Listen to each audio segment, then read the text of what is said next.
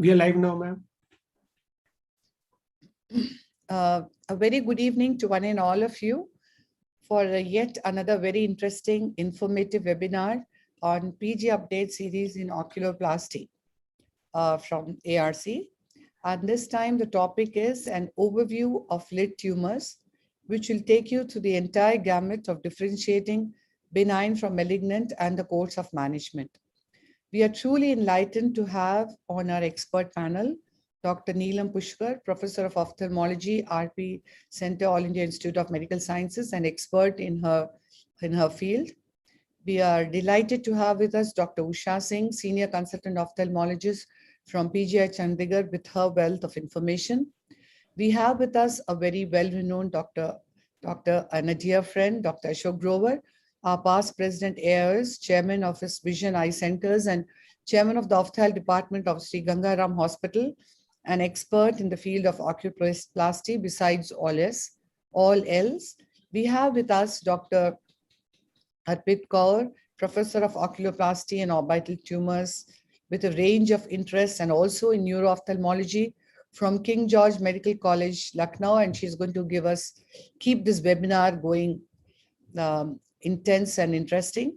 We have with us Dr. Milind Nayak, Consultant Ophthalmologist and Adjunct Professor of Ophthalmology from University of Rochester, Specialist in Ophthalmic Plastic Surgery and Facial Aesthetics from LV Prasad Eye Institute, Hyderabad.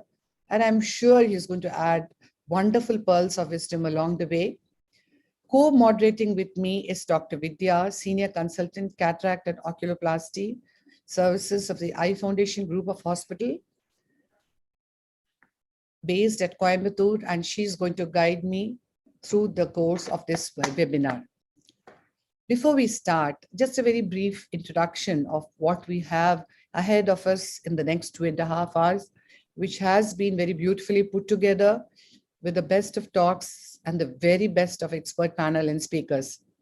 In this session, we would like to bring out more clarity on pattern recognition and knowledge on common characteristics which aid in the differentiation of benign and malignant lesions.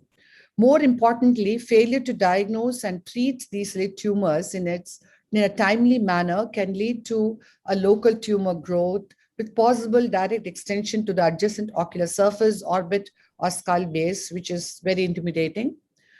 And of course, treatment requires extensive resection, reconstruction.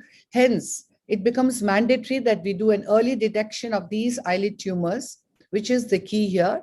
And again, it becomes mandatory to distinguish benign from malignant periocular lesions, which clinically can be challenging.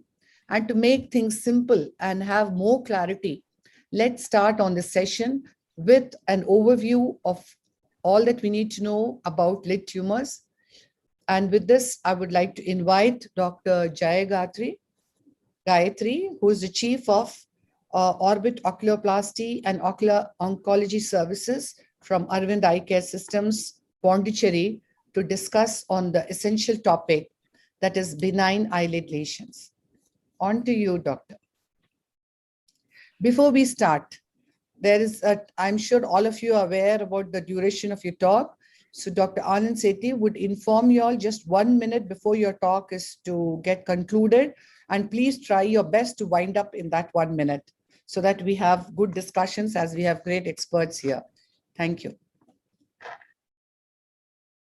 Good evening, one and all. I thank AIOS ARC for this wonderful opportunity. I'm here to give an overview of the benign lid lesions.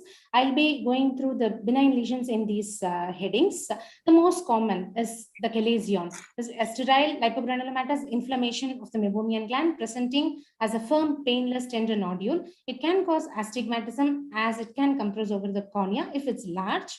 And as we all know, lipid material is the culprit. It irritates and provokes the chronic lipogranulomatous inflammation. It can be associated with posterior blepharitis, acne rosacea, and seborrheic dermatitis. Though the treatment is conservative if it's less than 6 weeks duration, it needs an incision curettage or intralesional steroids if it's longer. And not to forget, it can a recurrent chalazion can be a great masquerader of sebaceous gland carcinoma. The commonest infectious lesion being hordeolum, be it hordeolum externum or an hordeolum internum, presenting as the eyelid swelling, single or multiple. Sometimes may need systemic antibiotics also. Yet another common infection is a pox virus infection, that is molluscum contagiosum, a typical umbilicated white pink nodule filled with a cheesy material. In AIDS patient, it can be confluent and can be 30 to 40 lesions per lid. And it is one of the common reasons for a follicular conjunctivitis that is not getting treated with a standard treatment. Though the diagnosis is usually clinical, for the sake of PGs, molluscum bodies has to be remembered in the histopathological examination. Herpes simplex is common in children, HSV1, presenting as a vesicle which can crop and burst within few days, whereas varicella zoster, that is herpes zoster, is a typical dermatomal involvement and it needs systemic and topical antivirals for the treatment. And Hutchinson signs to be remembered in a PG course, that is the involvement of the tip of the nose can lead to corneal involvement. The common cutaneous wart or the varico vulgaris is caused by human papillomavirus. It just presents as an elevated irregular papillomatous surface. Just we can excise it so easily. One of the common epithelial tumors are squamous papilloma, can be single or multiple, involving the lid margin or the lid skin, and the histology has a fibrovascular core. Cutaneous horn, on the other hand, is just a packed keratin, which is due to a variety of underlying lesions ranging from seborrheic keratitis to SCC. Hence, excision biopsy is a must, including the epidermis. Seborrheic keratosis has a just stuck-on appearance, and the HPE shows either a horn cyst or a pseudo-horn cyst. Keratoacanthoma, common on immunosuppressive patients, has a rapidly growing phase, stationary phase, regressive phase, and a completely regressed phase, but leaves an ugly scar with a cicatricial ectropion. Since it forms a spectrum of SCC, it has to be completely excised. The others are actinic keratosis, which is the pre-malignant skin lesion, the common epidermal inclusion cyst following trauma, and the dermoid cyst commencing since birth. Coming to the adnexal tumors, we have the sebaceous gland tumors, the commonest being milia, which is nothing but occlusion of the pilosebaceous unit with keratin, the cyst of Zeiss, the eccrine gland tumors, and the apocrine gland tumors, the commonest being the cyst of Moll, which is brilliantly transilluminant. The hair follicle tumors are the trichoepithelioma, which is a predilection to the eyelids, and they can be multiple and enlarges since adolescent age. Trichofolliculoma is a well differentiated and has a typical central umbilication and small white hairs protruding from the center of the lesion. The tricholemoma arises from the outer sheath, and the nose is the most common site and not the eyelid. Multiple tricholemomas can be a part of Cowden's disease. Pilomatrixoma arises from the hair bulb or the matrix and is also known as calcifying epithelioma. Coming to the vascular tumors, capillary hemangioma is the commonest of all, and 1 to 2% of the infants have this condition. Girls predominate the spectrum. It can be present at birth, which rapidly grows in the first 2 years and resolves by 7 years. So here we have a child at 3 months and 3 years with spontaneous regression. We have a strawberry nevus. It can be subcutaneous lesion with a purple spongy mass or a deep orbital lesion without any skin lesion and only proptosis. It can lead to amblyopia. The systemic association of Kasabach-Merritt syndrome and Maffucci syndrome had to be borne in mind. Microscopically, all the phases can be differentiated. The treatment is a whole range, starting from observation, propranolol, to systemic steroids, and even surgical excision. Pyogenic granuloma is the common acquired vascular lesion occurring after trauma or in association with chalazion. Since it's fast growing and bleeds readily on touch, it has to be surgically excised. Cavernous hemangioma, unlike capillary, is uncommon in the lids. Lymphangioma may involve the lid, especially when there is an associated bleeding to it. Neurofibroma is very common either as an isolated swelling or as a part of NF1 spectrum, plexiform neurofibromatosis with a classical bag of worm appearance on palpation. The commonest xanthomatous lesion would be xanthelasma, oftenly associated with hyperlipidemia and microscopically having the xanthoma cells in the dermis. The others would be juvenile xanthogranuloma and fibrous histiocytoma in the spectrum. Coming to the melanocytic tumors, normally the melanocytes are in the dermis. When they are found in the epidermis, it is abnormal. So based on the histological locations, they are classified into intradermal, junctional, or compound. Intradermal, they just come near the epithelium, and there can also be kissing nevus, that is symmetrical involvement of the upper lid and the lower lid, and it has no malignant potential, whereas junctional nevus and compound nevus has a low malignant potential for. So my take-home messages would be recurrent chalazion, beware of meibomian gland carcinoma. Remember the Hutchinson signs in varicella zoster, that is when the tip of nose is involved, there is more chance for corneal involvement. In molluscum contagiosum infection, the appearance will be a typical umbilicated nodule, and on HPE there will be molluscum bodies. Any cause of unilateral follicular conjunctivitis, which is not getting treated with the regular treatment, look for the lids for an unusual cause. Cutaneous horn always has to be excised due to the underlying condition. And capillary hemangioma, depending on the condition, either we observe or treat. 1 minute remaining, ma'am. Yeah, I'm just finishing.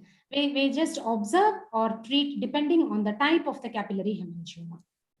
Thank you for patient listening.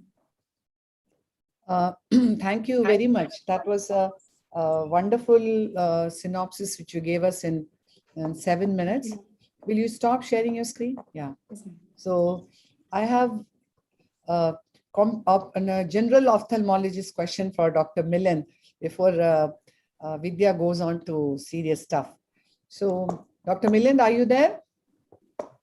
Yes, I am. Yeah. No, so what a very basic question is, what is the accuracy of a clinical diagnosis in a benign lesion? That based on that alone, you could go ahead. The second small bit of that extension is that there are some of these benign looking lesions for cosmesis which you would remove. Would you advise that all of them be sent for biopsy, or a clinical diagnosis would suffice? Yeah, nice questions, Doctor. Answering the second one, yes, everything that We Sir, can't hear you. Hear you, sir. There's a lot of disturbance, Dr. Millen. Can you hear me now? Yeah. Yes. Right. So, answering the second question first, everything that we remove should be sent for biopsy, and because we would want to know what it is.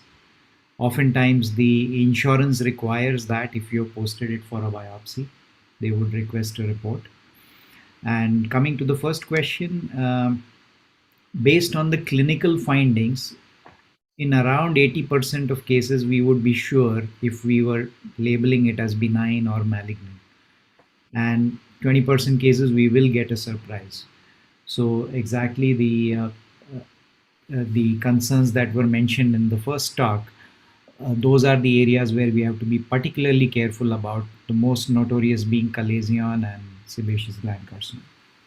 So that was a very safe answer, but keeping in view our country and the financial aspect behind it all, I mean, Right. does it make sense to do a biopsy for some very routine lesions? See, you are leaving a message for the entire AIOS. Well, a biopsy wouldn't cost much, the histopathology. Yes, true. And my recommendation as an oculoplastic surgeon, also representing our society, would be that you would excise everything and it should go to the pathologist rather than the dustbin, no matter how sure you are. Well, in a given case, if you've discussed this with the patient and don't want to spend on biopsy, and the patient agrees to take that risk, I would say you can go ahead and avoid sending it to pathologist. But in the absence of that, it's better to. Makes sense. Vidya? Yes, thank you, Dr. Millen, for that crisp and clear message. And thanks, Jay Gayatri, for highlighting the most common benign lesion that affect the eyelids. That was quite comprehensive. Majority of the eyelid condition for which a patient come to the hospital remains chalazion, and the most common misdiagnosed and masquerades also seems to be the chalazion. When it comes to the treatment aspect of it, we all agree that majority of these cases can be treated conservatively. When do you exactly plan for a biopsy in a case of chalazion? That's my first thing. And what is your treatment preference? Like whether you be going for a intralesional steroid or INC in most of the cases? I would at least wait for 6 weeks to 2 months before doing an incision in curettage, and I prefer INC over intralesional steroids. But when it recurs on the same site the second time, I definitely go for a biopsy. Or on table, if I don't have the typical cheesy material, I find a firm feel, then I resort to biopsy at the same instant. Okay. Okay. And any intralesional steroids, Dr. Millen, your inputs, and being a cataract surgeon, many of these lesions also require treatment before cataract surgery. So how long should you wait for the regression to happen? Like if you do INC or if you do intralesional steroids? I would say that if it started off as a sty, which was an acute infection, and now it's turned into a chalazion, which is a painless nodule, technically you are dealing with a granuloma, not an infective focus. But I believe that as a cataract surgeon, you are overcautious. So you could reduce that by giving an intralesional steroid injection or even curettage, as madam said. And once you are sure about you being comfortable doing the cataract surgery, you can go ahead. There is no baseline ground rule. I think each surgeon has a different level of apprehension with regards to chalazions around the eye when it's cataract. No. Chalazion, if it is sitting in the lower lid, I think if you're sure it's nothing, why bother? But maybe up the upper lid and it can cause astigmatism, then yes, it could have an impact on our IOL power calculation biometry. So that, yes, then we would do it. Absolutely. Definitely. And, anything else, Vidya, before we go on to our next speaker? We could go on to the next speaker, madam. Yeah. So our next speaker is Dr. Hamid. Yes, you could share your screen. He's a consultant pediatric oculoplasty and neuro-ophthalmology at the Eye Foundation Group of Hospitals. And he's going to talk on another very important topic, malignant eye lesions and overview. On to you, doctor. Thank you, ma'am, for the kind introduction. Thank you for giving me the opportunity to present in this webinar among the experts. So I'll be talking about briefly about the malignant eye lesions. I'll be mainly focusing on the most common malignant lesions we come across in the clinic. And I'll be discussing mainly about the clinical features. Investigation and management will be dealt by the subsequent speakers. So before going on to the types of malignant lesions, we should know what are the signs of malignancy, and we should be able to differentiate a benign lesion from a malignant lesion. So just let's zoom in this picture and see what are the signs of malignancy. There is some disturbance, Hamid, I don't know, or Dr. Sethi, there's some disturbance. And Hamid, you have to be louder. Yes, ma'am. Am I audible, ma'am, now? Yeah. Okay. So coming to the features of malignancy, so we should carefully look at the lesion of the lid margin. Look for the rounding of the posterior lid margin. Look for the disturbances at your end.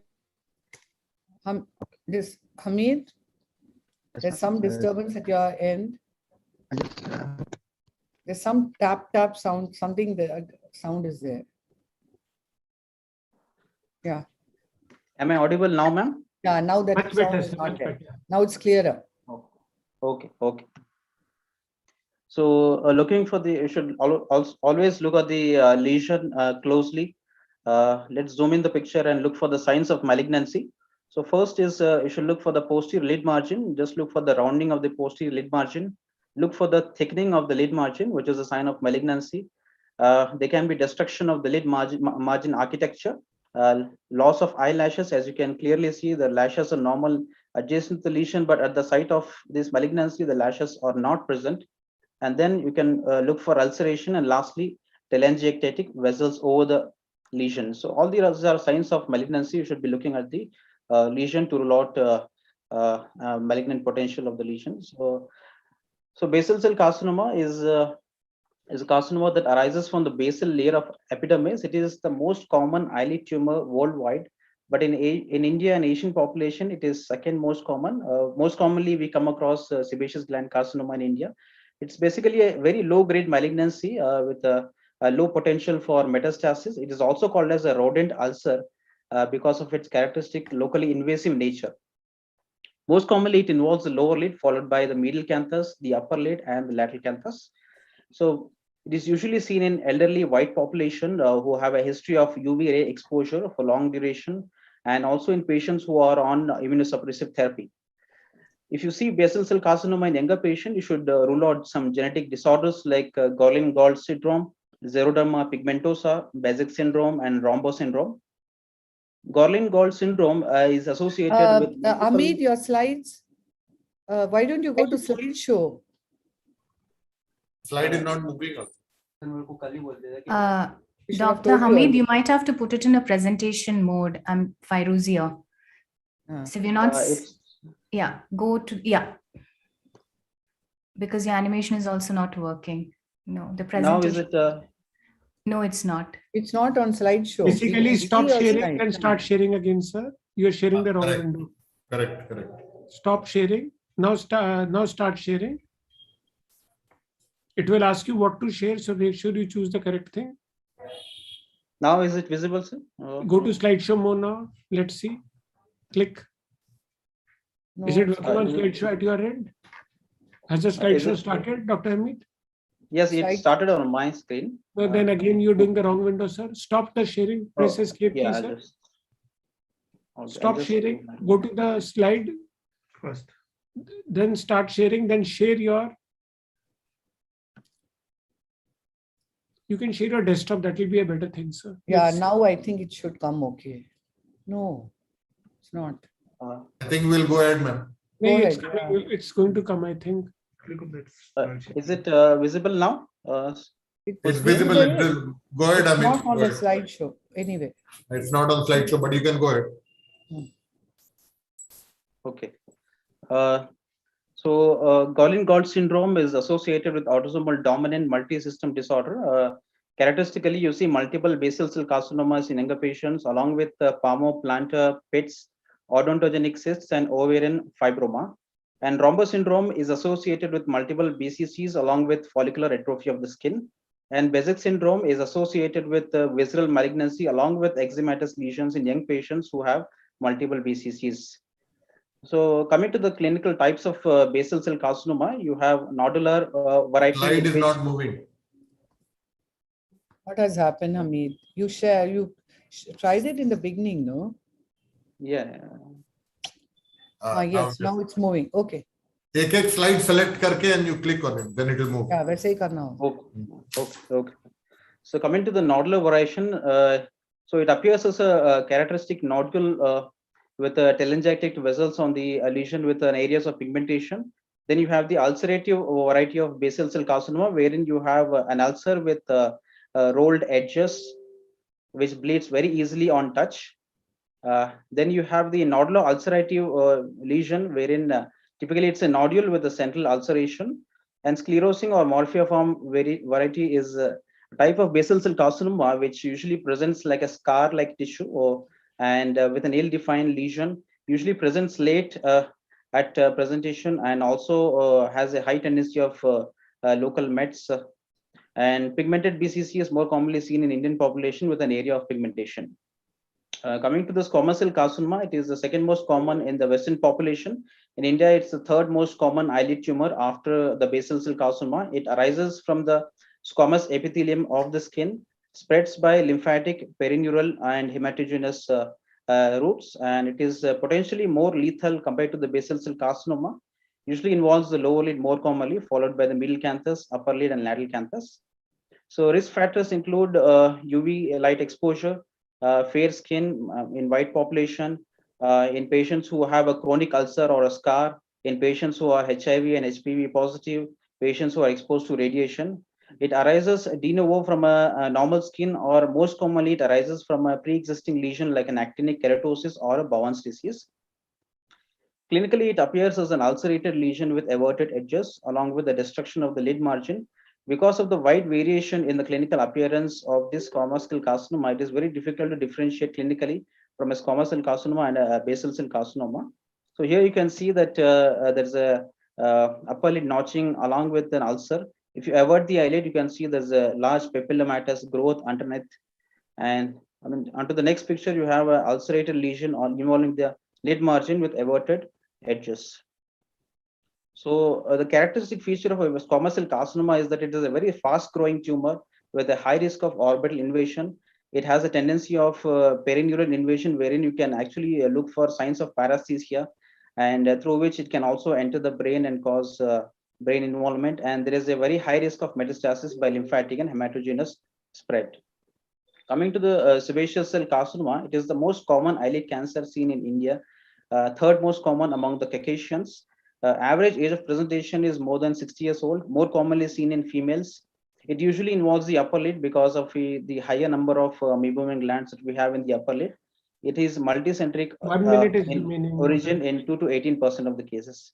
So there are three types. Nodular variety presents as a nodule fixed to the tarsus, which is painless and along with the destruction of the meibomian glands. Diffuse variety usually presents as a unilateral thickening of the lid, which can be mistaken as a blepharitis. Vegetoid spread, in which there is an intraepithelial spread presenting as a unilateral chronic blepharoconjunctivitis in elderly patients. It can mimic as a chronic blepharoconjunctivitis in an elderly who is not responding to any treatment and has to be biopsied. So you can look at the picture, there's a benign looking lesion, but you should always avert and look for other signs of malignancy like lash loss, distortion of the meibomian gland, rounding of the posterior lid margin, feeder vessels, and ulceration.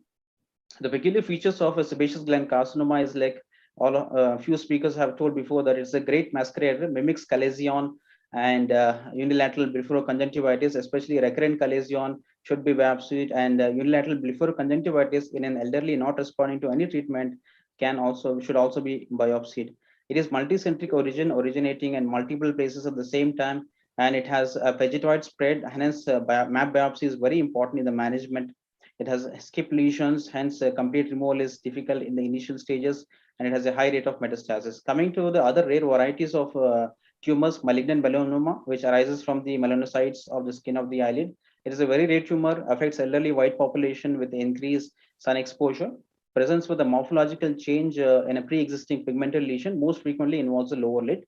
So there are certain types like nodular melanoma, which arises as a blue-black nodule on the lid margin. Superficial spreading melanoma, which is very common. It appears as a plaque-like lesion with irregular borders and variable pigmentation. Lentigo melanoma is a slowly growing pale brown to black macular lesion with an ill-defined geographic outline and patchy pigmentation. And lastly is the amelanotic melanoma, in which the pigmentation is usually not seen. Merkel cell carcinoma is again a very rare carcinoma that arises from Merkel cells of the skin, which are said to be touch receptors in the skin of the eyelid. It is a well-demarcated, presence as a well-demarcated violaceous nodule with intact overlying skin, mostly in the upper lid. It's a very rapidly growing tumor, usually presents with metastasis in the initial presentation itself, and spreads very rapidly to submental, submandibular lymph nodes as well as cervical lymph nodes. Kaposi sarcoma is again a rare tumor which is more commonly seen in AIDS patients. It is in fact the most common malignancy seen in AIDS patients and can be the initial presenting sign in few cases. It appears as a purplish red to bright red and highly vascular structure at the lid margin or over the lid skin and with the surrounding telangiectasia. To summarize, look closely for the lid margin to rule out other signs of malignancy. Always avert the lid to rule out sebaceous gland carcinoma and a chalazion. A recurrent chalazion and unilateral blepharoconjunctivitis in an elderly patient should be biopsied.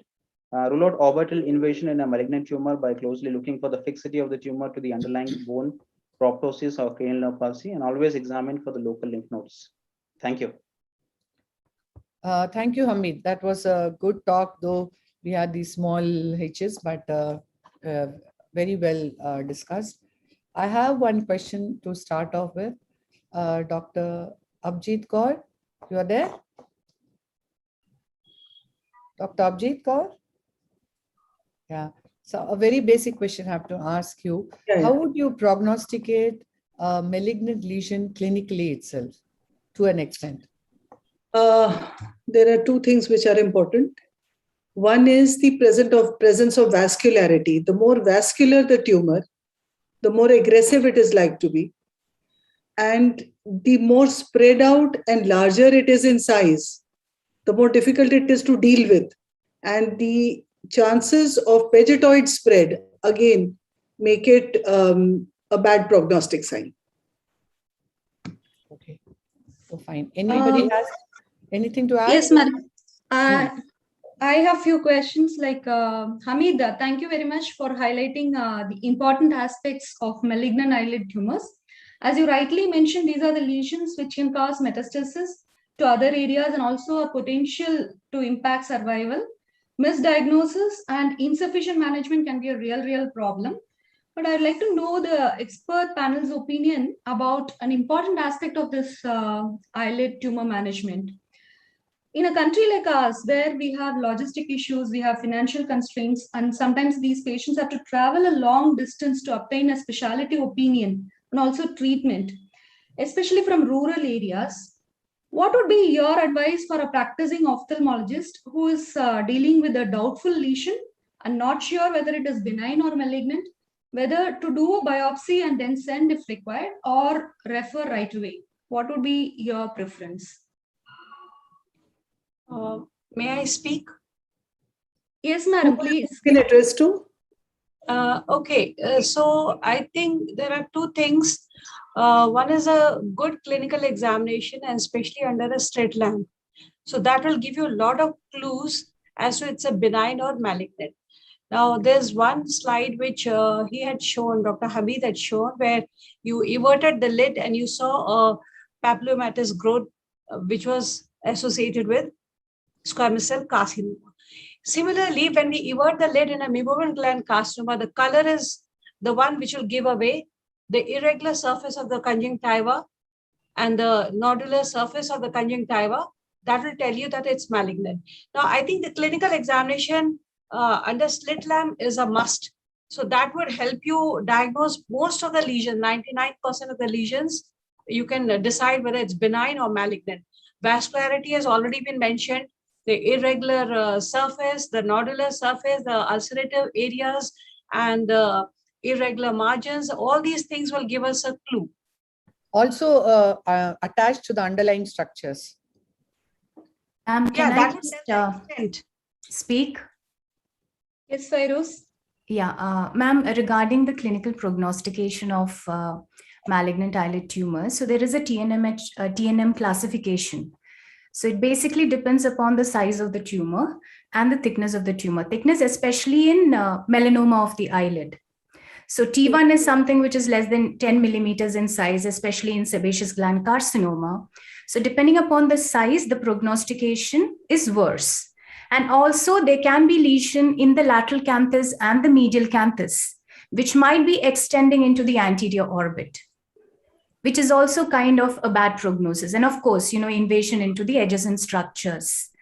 So the lymph node metastasis has to be looked for again. All these patients who are suspected to have a malignant eyelid tumor, a detailed clinical evaluation of the preauricular lymph node, the submandibular lymph node, the anterior cervical and the posterior cervical lymph nodes has to be done. In the presence of clinically palpable lymph nodes, again, that's a bad prognosis. So again, depending upon the tumor diameter, there is a criteria even for doing a sentinel lymph node biopsy in the worst prognostic 3 malignancies of the eyelid, which is sebaceous gland carcinoma, eyelid melanoma, and Merkel cell carcinoma. So it's mainly the thickness and the diameter. Thank you. Very well said. Yeah, so in response to what Dr. Vidya was wanting to know whether we should do a biopsy at the primary site or not. Primary site as in the peripheral doctor, whoever's seeing it. Personally, it is propagated that we should avoid breaching the margins of the tumor. So if there's going to be a lag time between a biopsy and a final consult for definitive treatment, it is better not to do a biopsy at that stage. Because once you breach the margins of the tumor, the growth then becomes more rapid. So if you have a facility or you are sure that you can send the patient for an early consult, fair enough, you can go ahead with doing a biopsy. But in cases where the referral is going to take time, it is better not to resort to a biopsy. Thank you. Yes. That makes it very clear, like it's one point here. yes, yes, madam. Yes, The Dr. diagnosis also depends on the pathologist experience. So if a person who's not planning a definite surgery, it's always better to refer. Many times we get patient here with a biopsy done, but they are confusing reports. So we have to review the slides. Sometimes we have to do the biopsy again. So I think if a person is not planning to do a definite surgery, it's always better to refer. Yes. Yeah, all your points are very validly taken and understood. And also make sure that you have a very good pathologist like Dr. Kaustubh and Dr. Neelam Pushkar around. Oh, if you're taking a biopsy. that's a big challenge. Thank you, Peruz. Yeah. So the message and the consensus is that if somebody is not planning a primary treatment, it's better to refer. And ocular lid tumors primarily are not for general ophthalmologist. It's better to be dealt by the ocular oncologist is the message that I would like to emphasize. Yes, ma'am. Yeah, so Kaustubh, you would be remembering this is the recent case a week back, which was diagnosed as a clear cell carcinoma, clear cell squamous cell carcinoma of the eyelid, which presented as a chalazion in a hospital. And then the patient came because there was a clear cell carcinoma SCC, which is very, very rare. But then I send it for, again, curated it out and send it for histopathology to Kaustubh, and it came out to be a sebaceous gland carcinoma. Now, this is just a week did back. Chalasian put that suspicion to go for a biopsy? It didn't look like a typical So the Chalasian, patient had a chalazion, which was, they just did an incision and curettage because it was recurring and it was growing. But the pathology report was clear cell squamous cell carcinoma, which is very, very rare also, right, Kaustubh? You can just talk about it. Yeah, I mean, it's a very rare variant of squamous cell carcinoma. And even in a normal squamous cell carcinoma, because of glycogen collection, the cells can appear clear. So, I mean, I had a look and it was a very apparent sebaceous carcinoma. So I think experience counts. Yes. As you said, yes. So shall we go on to our next speaker? Yes, madam. So next yes. Anything? Yeah, no, madam. Just that now that we know that there is a benign and a malignant lesion, and most often there is a gray area also. So I think hopefully the next session on case presentation should be highlighting those gray areas and the management aspects as well is what I wanted to add to. So yes. So then with that brief intro, we go on to our next set of topics. And our next speaker is Dr. Mopia Goswami, who's a consultant ophthalmic practice, plastics and oncology, lacrimal surgery and facial aesthetics from Narayan Netralia, Bangalore. And the talk is going to be an interesting case with a dilemma. And I would like to remind Dr. Neelam that she would be discussing this case. On to you, Dr. Mopia. Can you unmute yourself if you have muted? Yes. Good evening, everyone. Most of the times, the eyelid tumors are big, and it is not difficult to diagnose that it is a cancer. For example, there would be loss of eyelashes in the involved area, loss or obliteration of meibomian gland orifices. There would be widening of the lid margin and abnormal vascularity of the lid margin. And mostly, these cancers are in elderly people. It is not. Slide is not moving. 1 second. No, it will. Click on it, it will move. Just take the mouse on it and click whether it's moving. Yes. Okay. Sometimes it is very common to have a nodule in the eyelid, and I will be presenting 4 case scenarios and with all nodules in the eyelid. We have to be very wary of the eyelid nodules because sometimes it can be a nodular sebaceous gland carcinoma. And as we know, sebaceous gland carcinoma is the most common eyelid malignancy in India. And because it has a very aggressive behavior, and it can result in recurrent systemic metastasis and death. And therefore, it is imperative for us to know the early telltale signs. So I will go to case 2 first, which is of a 55-year-old lady who had upper eyelid swelling since a few months, and there was no previous history of eyelid surgery, and she had a nodular growth like this. And on eversion, you can see that a nodular lesion fixed to the tarsus.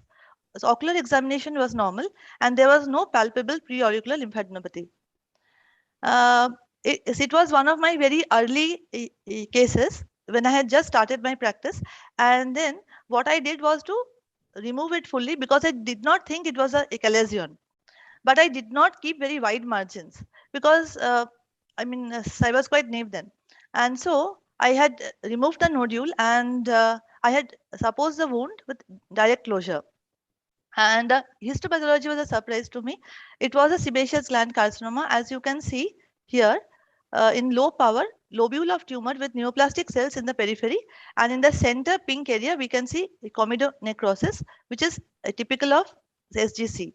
In high power field we can see that the lobule composed of polygonal cells which are large in size with clear cytoplasm, and the nuclei shows moderate pleomorphism. And in the third photo, we can see that there is this area of squamous differentiation in the periphery here.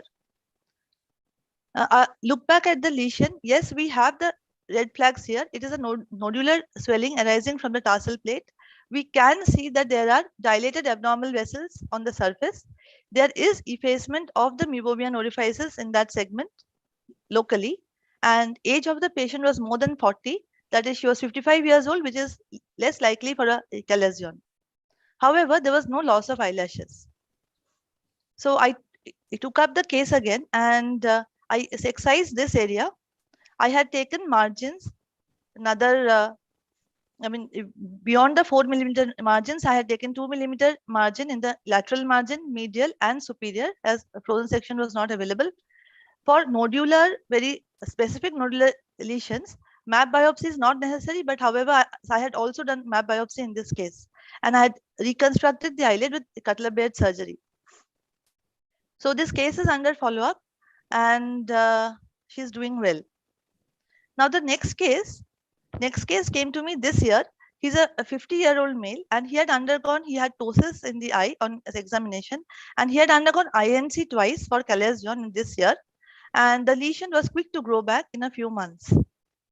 And on examination, it was a firm globular mass fixed to the tarsal plate, and there was no sign of inflammation, and the overlying skin was free. It could be pinched easily. And on eversion of the eyelid, we could see that there is a nodular swelling here with pigmentation in the center. There are dilated blood vessels, and few meibomian orifices were not clearly seen. And so I was, I had a suspicion of a cancer in this case. So I had removed that segment of the eyelid, and the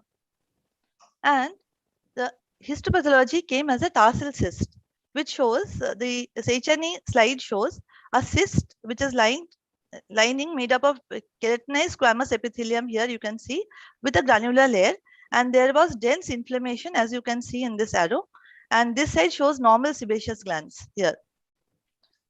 So keratinous cyst in the tarsal plate is a third common primary intratarsal lesion after lesion and sebaceous gland carcinoma. Anterior fixation of the lesion to the tarsus and posterior protrusion beneath the tarsal conjunctiva without inflammation differentiates it from lesion. Keratinous cysts have cornified epithelium with distinct granular layer. It contains laminated keratin without calcification. Recurrence occurs after incomplete excision, just like a cancer. And the optimal treatment in this case is en bloc excision of the cyst with tarsectomy or wide excision with intratarsal cautery of any remnant of the cellular lining. The fourth case is also nodular swelling. And you can see that there is no loss of eyelashes. And it is of a 60-year-old man who had previous multiple curettage for suspected lesion. Effacement of meibomian gland orifices, yes, a few are seen here, and we can see multiple nodules. And however, there is no loss of eyelashes. And I feel that here in this region, the mass extends beyond the upper edge of the tarsal plate. An ocular examination was essentially normal. Ocular motility was full and free. MRI orbit I did because here medially, nasally, I do not know whether the extent of the tumor. And so MRI orbit did not show infiltration of the muscle or orbital involvement. And I did a wide excision with 4 millimeters of clinically clear margin and again 2 millimeters on the sides. And I reconstructed the eyelid with tensile flap. And histopathology was sebaceous gland carcinoma, and the margins were negative for tumor cells, and systemic examination was normal, and the patient is under follow-up. Now, case number 1, which I have not told till yet. Case number 1 presented with pain and swelling with inflammation, and when I evert the eyelid, the meibomian glands are normal, and here you can see granulation tissue, and therefore the first case is of a chalazion. Therefore, in a nodular eyelid swelling, we should remember, in addition to chalazion, a tarsal cyst as well as a sebaceous gland carcinoma, all three of them are quite common. Tarsal cyst and sebaceous gland carcinoma are painless, whereas chalazion will present with pain and tenderness and signs of inflammation. Chalazion and tarsal cyst would be within the tarsal plate, whereas sebaceous gland carcinoma, the eyelid nodule can extend beyond the upper edge of the tarsal plate. Chalazion and tarsal cyst, chalazion in the younger population, tarsal cyst can happen in any age, whereas sebaceous gland carcinoma usually happens above 40 years of age. The skin over the chalazion and chalazion as well as the nodular sebaceous gland carcinoma would be tense, and whereas in a tarsal cyst, the skin can be easily pinched over the swelling. And of course, in a sebaceous gland carcinoma, rounding of the posterior lid margin, loss of meibomian orifices, all that would be there, which would not be there in case of a chalazion and tarsal cyst. Therefore, the take-home points in these cases are that we should look for, in a nodular swelling of the eyelid, we should look for red flags. Histopathology, of course, is the key to diagnosis. In chalazions which are suspicious, the wall of the chalazion needs to be sent for histopathology. In recurrent lesions, en-bloc excision needs to be done with clear margins. Incisional biopsy may be needed for very large lesions, and strict close follow-up for early diagnosis of local recurrence or intraepithelial disease is a must in case of sebaceous gland carcinoma. Thank you for patient hearing. That was a wonderful talk, Dr. Mopia. Really interesting. We go on to the discussion now. Dr. Neelam? Wait, we'll stop share. Yes. Dr. Neelam, are you there? Sorry, let me just unmute and yeah. I'm just sharing my slides, just few slides. So can you see my presentation? Yes, yes. Yes, ma'am. It's not going to slideshow. Yeah, now I think it's okay. So Dr. Mopia, she presented very interesting cases, I must say. The fourth case I wasn't aware of. So here I'll be discussing about these three cases. The fourth one was chalazion, so that will include the thing. So two cases were of sebaceous gland carcinoma, and we know that this is the commonest eyelid malignancy. So one patient, the first case was 55-year-old, the other one was 60-year-old. So we generally see sebaceous gland carcinoma in this age group only. Signs of malignancy, we can see the posterior lamella was damaged here, and it is a solid a raised yellowish lesion. That is a typical clinical presentation. Then here in the other case, we can see there are multiple nodules. Again, it is damaging the posterior lamella, and the yellowish discoloration of the lipid can be seen. Both were there in the upper lid, which is the commonest site of sebaceous gland carcinoma, we all know. So slit lamp examination is very important in all these eyelid malignancies. So particularly in sebaceous gland carcinoma, we have to look for pagetoid spread. Rose Bengal stain helps in picking up the devitalized conjunctival area, though it leads to little ocular surface irritation and not that commonly used. But for PGs, it's important to remember that Rose Bengal stain is important stain. So differentials in this particular age group, they aren't many. Generally, they present with recurrent, calasion. Ruptured calasion or pyogenic granuloma, they are generally seen here. You can see in the picture here. So if you compare with this one, the case one, you'll see that it's more of pinkish, fleshy appearance, especially pyogenic granuloma is more pedunculated, and you see some inflammation all around this, generally seen in a younger population. So management, as Dr. Mopias rightly did, frozen guided excision of tumor, and the reconstruction was done by using Cutler-Beard surgery in one case. The other case, Tenzel's flap was done. So important tips here I would like to mention first, and most important is that whenever we come across any suspicious malignant lesion, we should take a biopsy so that we can have a proper planned way definitive procedure we can proceed with. And frozen guided excision of tumor is standard, but if suppose this is not available, then one should go ahead with wide excision. So wide excision means around 3 to 4 millimeter extra normal healthy eyelid tissue we have to take out full thickness. And we should ask the pathologist to check the margins specifically when we are doing wide excision. Then conjunctival map biopsy, as we all know, in sebaceous gland carcinoma, we have to do to look for vegetoid spread. Then TNM staging we have to do in all these patients. Regional spread is the commonest spread, so we have to look clinically for any lymph nodes, and it's better to get one ultrasound done, which is a very simple procedure. The other thing we should remember is when we order ultrasound, we should always mention for the preauricular parotid group of lymph nodes, because they are not included in the neck lymph node. If we write only neck lymph nodes, then the radiologist will only look for submental, submandibular, and other cervical lymph nodes. So specifically, we should mention that we have to see the preauricular and parotid group of lymph nodes also. And most of the studies, they have shown that 80% of these tumors, irrespective of the site, whether it is on the medial or the lateral side, the metastasis occurs to the preauricular group of lymph nodes. Then PET scan, whether we should do, yes, in advanced tumor, we should do a baseline PET scan. Then regular follow-up is must. Apart from the local recurrence which we see, we should get ultrasound done, or clinically at least we should examine again for these group of lymph nodes. I personally follow up 6 monthly these patients for 2 to 3 years at least. And PET scan, if it is advanced tumor, that means if orbital involvement was there or exentration was done, then 1 yearly at least we should do for say a duration of 2 to 3 years. But this all depends on the case to case. Now, just to highlight about one very important diagnostic tool which we have is the ultrasound biomicroscopy. This was a study done long time back, in 2007 this was published. This picture is from the same. So you can see that ultrasound biomicroscopy, it has a very high resolution.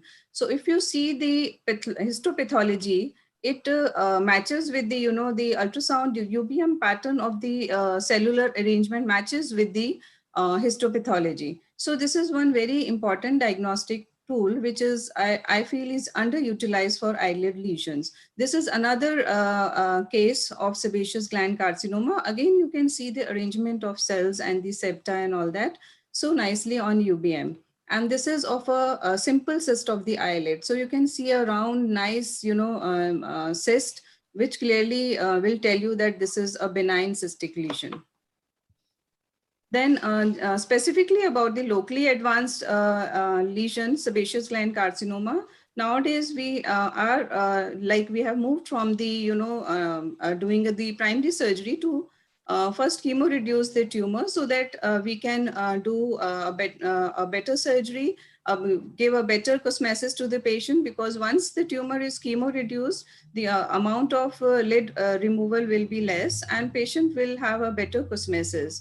So, but still we need more studies on this to see the long-term results of giving new adjuvant chemotherapy followed by local resection.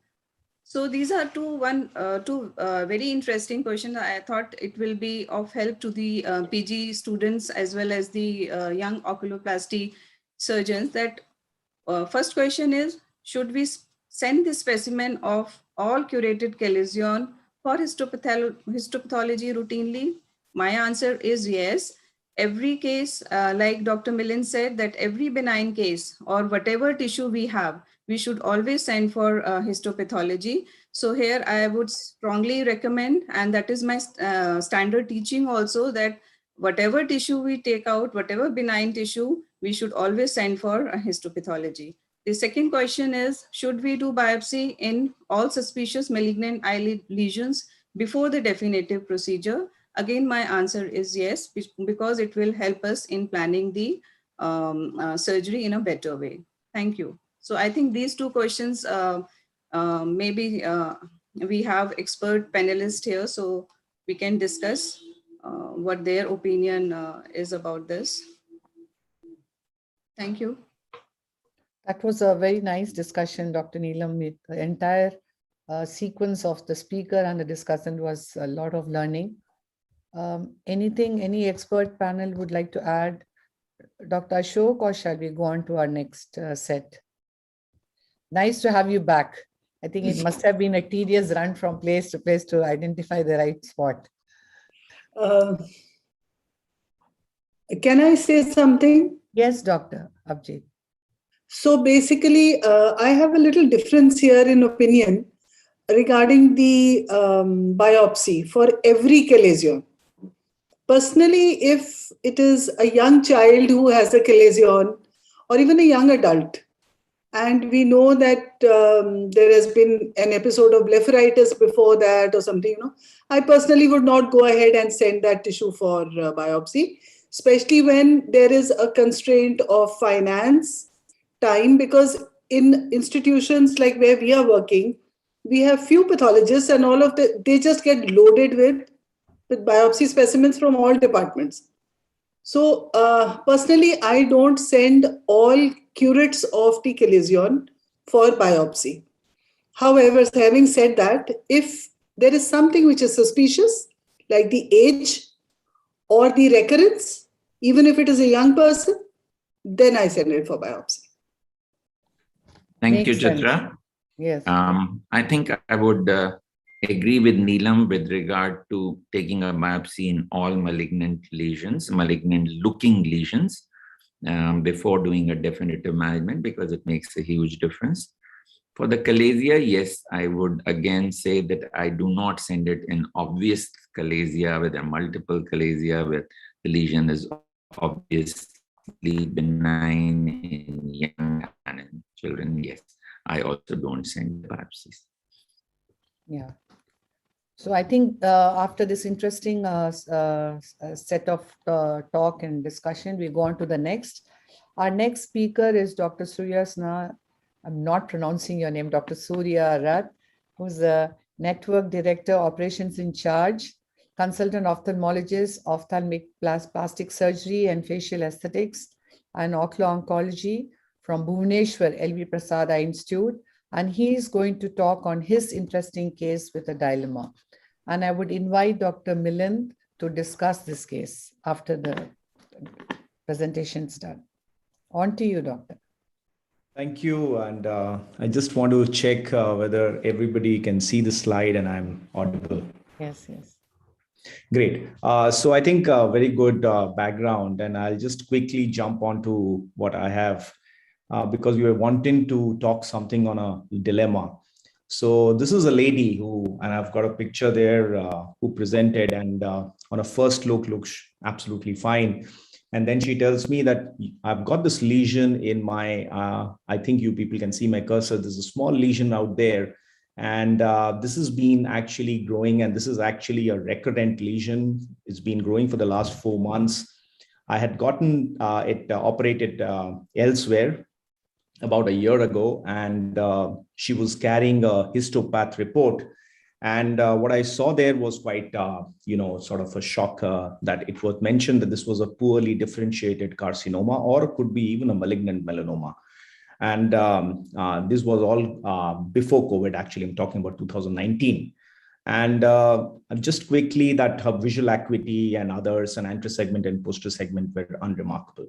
If you take a quick look at a closer look, rather, it looks very much like a hypertrophic scar. And you do see the scar a little more medially.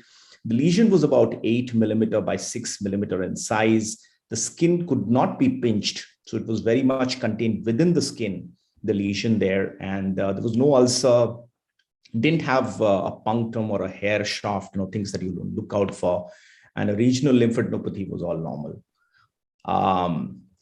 Now, if you just kind of look at with the background that we've had today, so this, I've already touched about the history and what were the relevant things. Now, I think one thing which was very, very interesting was the fact that the prior biopsy definitely was a flag that there was some sort of somebody, had actually thought that this was a malignant lesion. And whereas on the lookout, it looked like a very, lesion, and the only history that it was. If you're thinking about a malignant melanoma, now, we all know from the clinical course that it usually takes. Now, no self-respecting melanoma would be lying there for a year with not much happening and a little bit of progression. When we looked at it, it was essentially a small papule, and there was an adjacent scar. We did a systemic workup, and she was on an ultrasound abdomen pelvis, and otherwise it was all good. So keeping that, I thought that we're probably looking some sort of an adnexal malignancy, because it can happen in the skin anywhere, and possibly a benign, but there was a gradual progression that she did mention. And then especially in the West, I've seen some lesions in the basal cell, which look very much like this, and then they come out as basal cell. So based on all this kind of a background, we thought what we'll do is we'll actually excise. It's a simple lesion to excise. We'll probably do a margin control, and that's what we did. And think about an eyelid reconstruction. Quick picture, we took out the lesion, we took out margins, we sent for our pathologists, and fortunately the margins were all clear, and we were able to reconstruct it. Now coming to the pathology. Now Kostov is there, he might want to add to what I'm saying, but essentially on the big thing was the epidermis was all clear, was all good. And what you had was actually pockets of epithelial cells in the dermis, and these were nests and cords of cells. On a little higher magnification, what you had was these cells which had actually a peripheral palisading, but this was also again focal. And the cells were actually tending to have a eosinophilic cytoplasm, or even some had a clear cell in them. And based on all that we are looking at, it actually, this is a little more higher magnification of, this is 20x. And based on that, it looked like we were dealing with something which was definitely not an epidermal, which is like basal cell, squamous, and that we talked about, but could be something which is arising from the dermis or beyond, and could be an adnexal. So our pathologist ran a IHC, and this is what the IHC, it was for the PANS cytokeratins, this was positive, and that's what you can see. But when she ran some others, it was significant that the S100 was negative, the HMB45 was negative, and the adipophyllin was negative. So, you sort of excluding, melanoma, HMB45, you're excluding adipophyllin, so sebaceous. And then she also did something, I forget the name, it was BR, I forget, but that's basically for basal cell. Because these kind of lesions, if you take, depending on the kind of sections you take, you may kind of sometimes have a little bit of confusion with the basal cell, and then she also wanted to exclude that. So all of this finally came to a diagnosis that this was a trichoplastic carcinoma, and this was a low grade based on the neoplastic behavior that she saw on the slides. Now, interestingly, trichoplastic is actually, so obviously it's something that arising from the hair follicles, and adnexal malignancies, this is basically from the germinal cells of the follicles. And we did a little bit of a literature search, and quite interesting. That's essentially turns out that only 93 of such patients, and this is not ophthalmology literature, so it's been reported, quite rare, but a large number actually happen in the head and neck and face region. So becomes important for us. And again, a large number, almost 90% are actually de novo. Some of them can arise from, trichoepitheliomas and other lesions that may be there. But a very large number are de novo, and our case was something that she never had anything there. And looks like from that, the right thing to do was to do an excision, though not much of a consensus whether you should be doing an excision, what is the kind of margin that is needed. But the other thing that's also coming out is about 5% of them tend to have metastasis and even adverse outcomes. So one needs to be looking out for them. This is, I've got a consent for the full face photograph. So this is how she looks after the reconstruction. And this is 2 years later. So before and after, but essentially the key points there, the big question was to do or not to do. But I think we gave credibility to the fact that there was an earlier report, which definitely was a flag. There was a history of a recurrence of a lesion at a site where a surgery had been done. There was definitely, these were pointers to the possibility that there's something that needed to be taken care of. It's a rare malignancy that we're dealing with, and looks like most of it is in the face and the neck. Outcome is generally good, and that's what we face. We had a follow-up of 2 years. That's all I have. Thank you. Very interesting case, Doctor. That was really nice. And shall we hear from Dr. Milind? Yeah, hi, Surya, wonderful case. And this just highlights the fact that when you hear hoofbeats, sometimes it can be a zebra, although most of the times it will be a horse. So I don't have slides, but if Surya, you could reshare your first picture. I just made some mental notes of the findings. So this earlier surgery was in 2018 or 2019. So Yes. To be frank, when I look at this photo, this just looks like a scar from an old trauma. I wouldn't have primarily suspected a tumor here unless we palpate it. But looking at the history, it's obvious that there was something which was excised. So definitely I would not think on lines of hypertrophic scar unless it was a trauma where I would suspect a foreign body embedded or something like that. Secondly, the skin looks normal. So if this were to be a squamous cell carcinoma or a basal cell carcinoma, you would see the central umbilication, pigmentation, and so forth.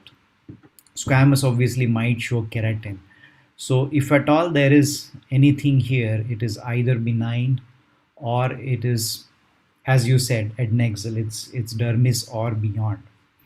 And absence of pain definitely was a pointer towards a malignancy suspicion at her age and given the past history. So in view of the recurrence here, one would also want to know what is the posterior extent. So either you could palpate and see whether you are able to feel the lesion all around, in which case imaging is not really needed. Otherwise, one would at least want to do an immersion B scan or a UBM or even a CT scan just to know what's the posterior extent. And if these kind of lesions are really reaching up to anterior to mid orbit and equator of the eyeball, you could even have globe displacement, which is not really seen in her case.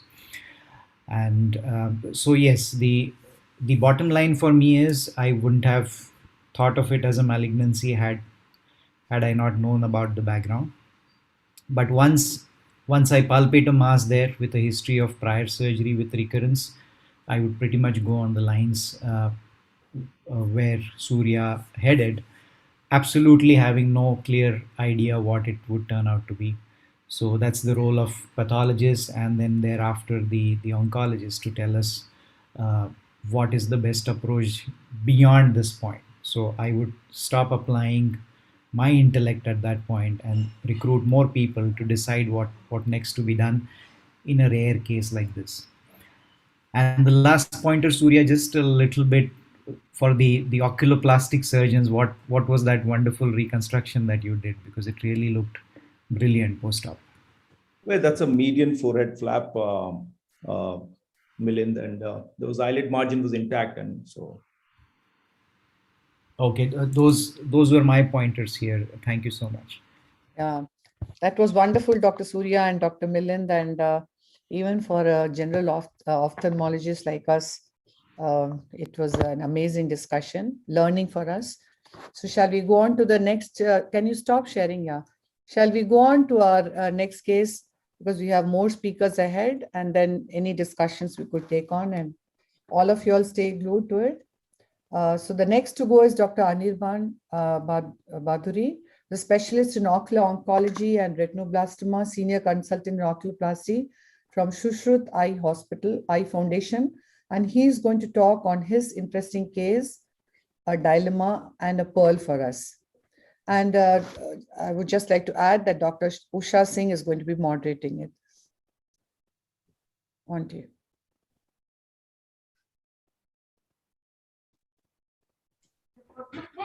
Yes, good evening, everybody. Are my slides visible? Yes, yes. Thank you, ma'am. Thank you for having invited us to this program. It's an occasion to meet old friends. So familiar faces here and good company. So what I'll do is I'll switch gears to a much lower term. So Surya showed something which is very innocuous looking, and it turned out to be a very rare malignant tumor. Mopia showed the typical teaching points in sebaceous gland carcinoma where they pretend to be chalasia. I'll present this case, which was a large pigmented eyelid tumor.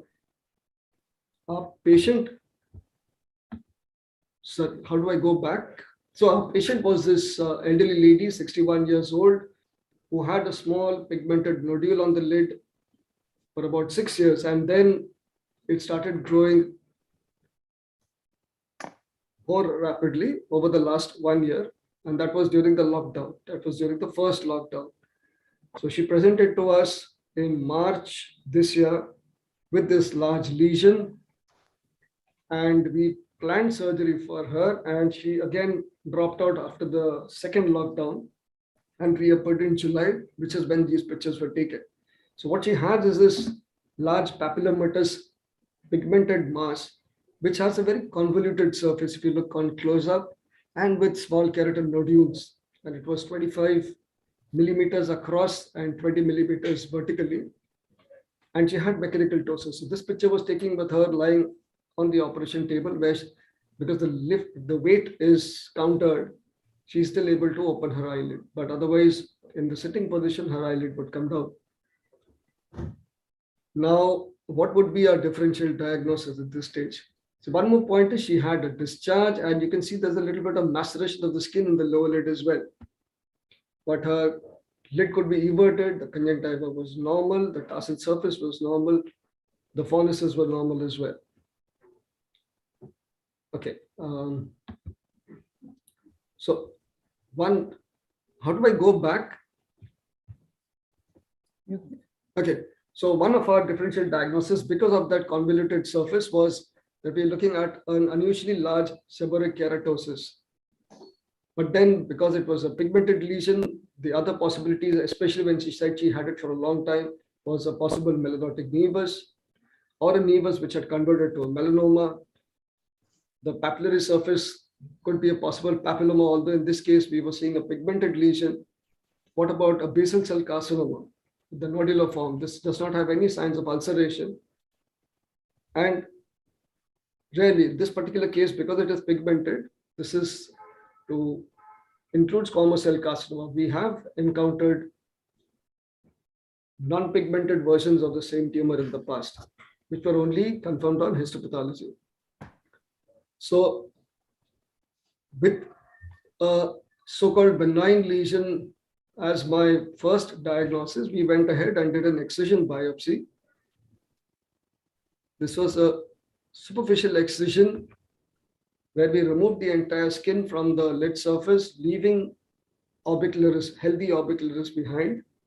And then we closed the defect with a full thickness skin graft taken from this area of the left eye upper lid above the crease, and we put a graft here. And let's go to the histopathology. Costa would be able to highlight this better. So basically what we have is a papilliform lesion with a thickened squamous cell layer here, the acanthosis, along with hyperkeratosis, and there are these keratin horns within the epithelium as well. And these cells are of basaloid origin. According to the pathologist, which this is Greek to me, the dermis shows pigment incontinence and also mild chronic inflammation around the blood vessels, and there was no evidence of dysplasia or malignancy, and the pathologist confirmed the diagnosis of a seborrheic keratosis.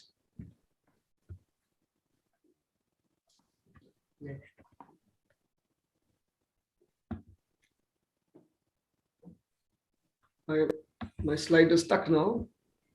Why is that? Okay. Okay, so yeah, it's taking a little time to. So what is seborrheic keratosis? This is actually a benign skin tumor. It's a proliferation of basal cells of the epidermis. They usually look like small, greasy-looking pigmented nodules, which have a stuck-on appearance. So they look dirty. This is a typical example. This is from a very recent patient that we saw. And these are often multiple and usually are seen on the face, the neck, and the back. Sometimes they also occur in areas where there is fold of skin, so in the buttocks or under the breast.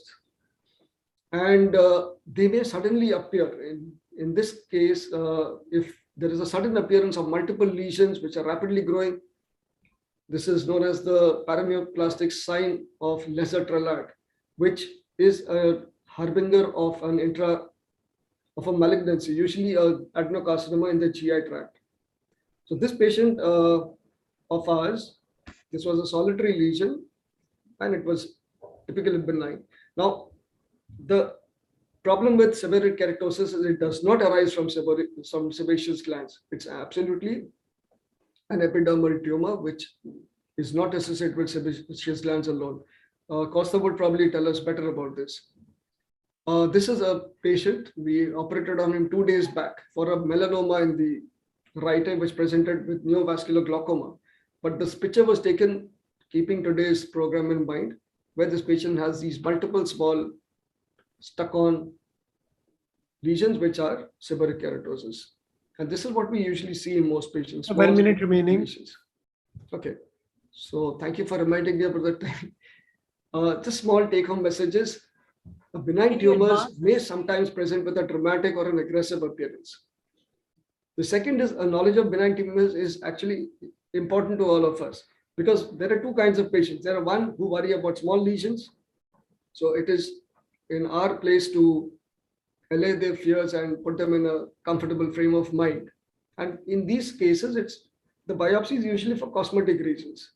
And then you have the other spectrum of patients who would sit on a tumor which is malignant.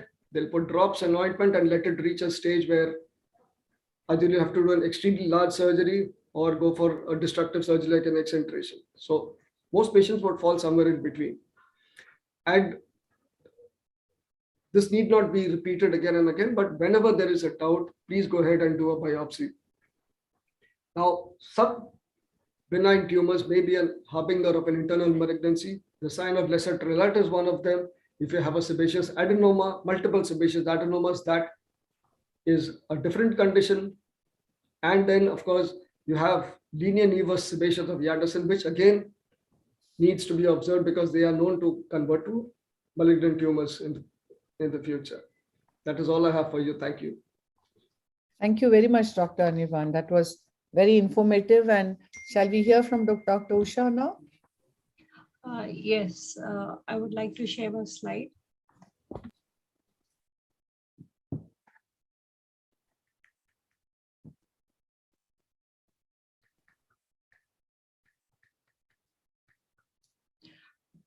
Good evening, everybody.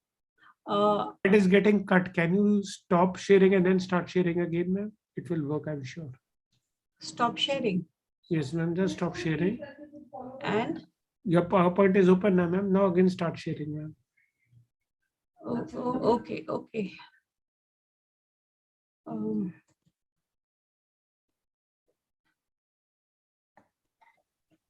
Is it visible now? Perfect, ma'am.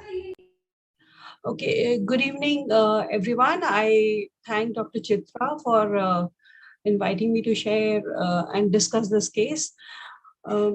Dr. Anirban has shown a nice case and he has made a correct diagnosis. Can I advance my slide? It's not moving, ma'am. Okay. Now it's moving. Dr. Anirban has done a correct diagnosis and thinking of a benign lesion because all the features were fitting into a benign lesion, and it was very well managed with excellent cosmosis. However, I wish you could give more of the clinical details or more description of the surrounding areas. As we know, seborrheic keratosis, it's a common slow-growing benign skin tumor in patients who are more than 50 years of age. And in this patient also, she would belong to this age group.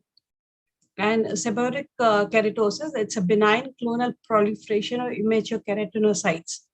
They show acanthotic proliferation of basal cells with varying degrees of keratosis and keratin-filled cystic inclusions, which was seen in the histopathology. They can occur anywhere from except for the palm, soles, and mucous membrane. The etiology is unknown, and however, it has been found to be associated with fibroblast growth factor receptor gene, however, which is but not causal.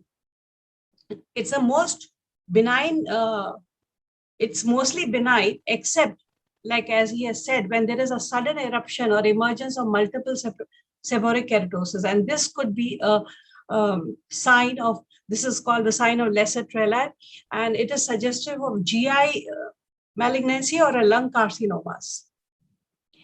Now, coming to the description, as we can see over here, the commonest differential diagnosis could be from a basal cell carcinoma, a pigmented one. So if we examine this patient under slit lamp, we could see the margins. This is a BCC over here, and you can see the telangiectatic vessels, the irregular lid margins, and you can see this pearly rounded margins over here. And this is how the patient had presented. So when we did a close examination, we were pretty sure, and these are small areas which are getting ulcerated. So we were pretty sure that this is a malignancy. However, when we compare it with this case of Dr. Anirban, we can see it's fairly regular. There are hardly any blood vessels around, or no telangiectatic vessels. It's a big, flat, not exactly flat, slightly more thick and raised, though they are supposed to be described as a flat, stuck-on appearance on the skin with a greasy look. So this has a greasy look, and the only issue over here, it is quite large, and it's causing mechanical ptosis, and it's occluding her visual axis to some extent when she looks laterally. So if we compare it with a malignant melanoma or a nevi, we can see the differences given over here.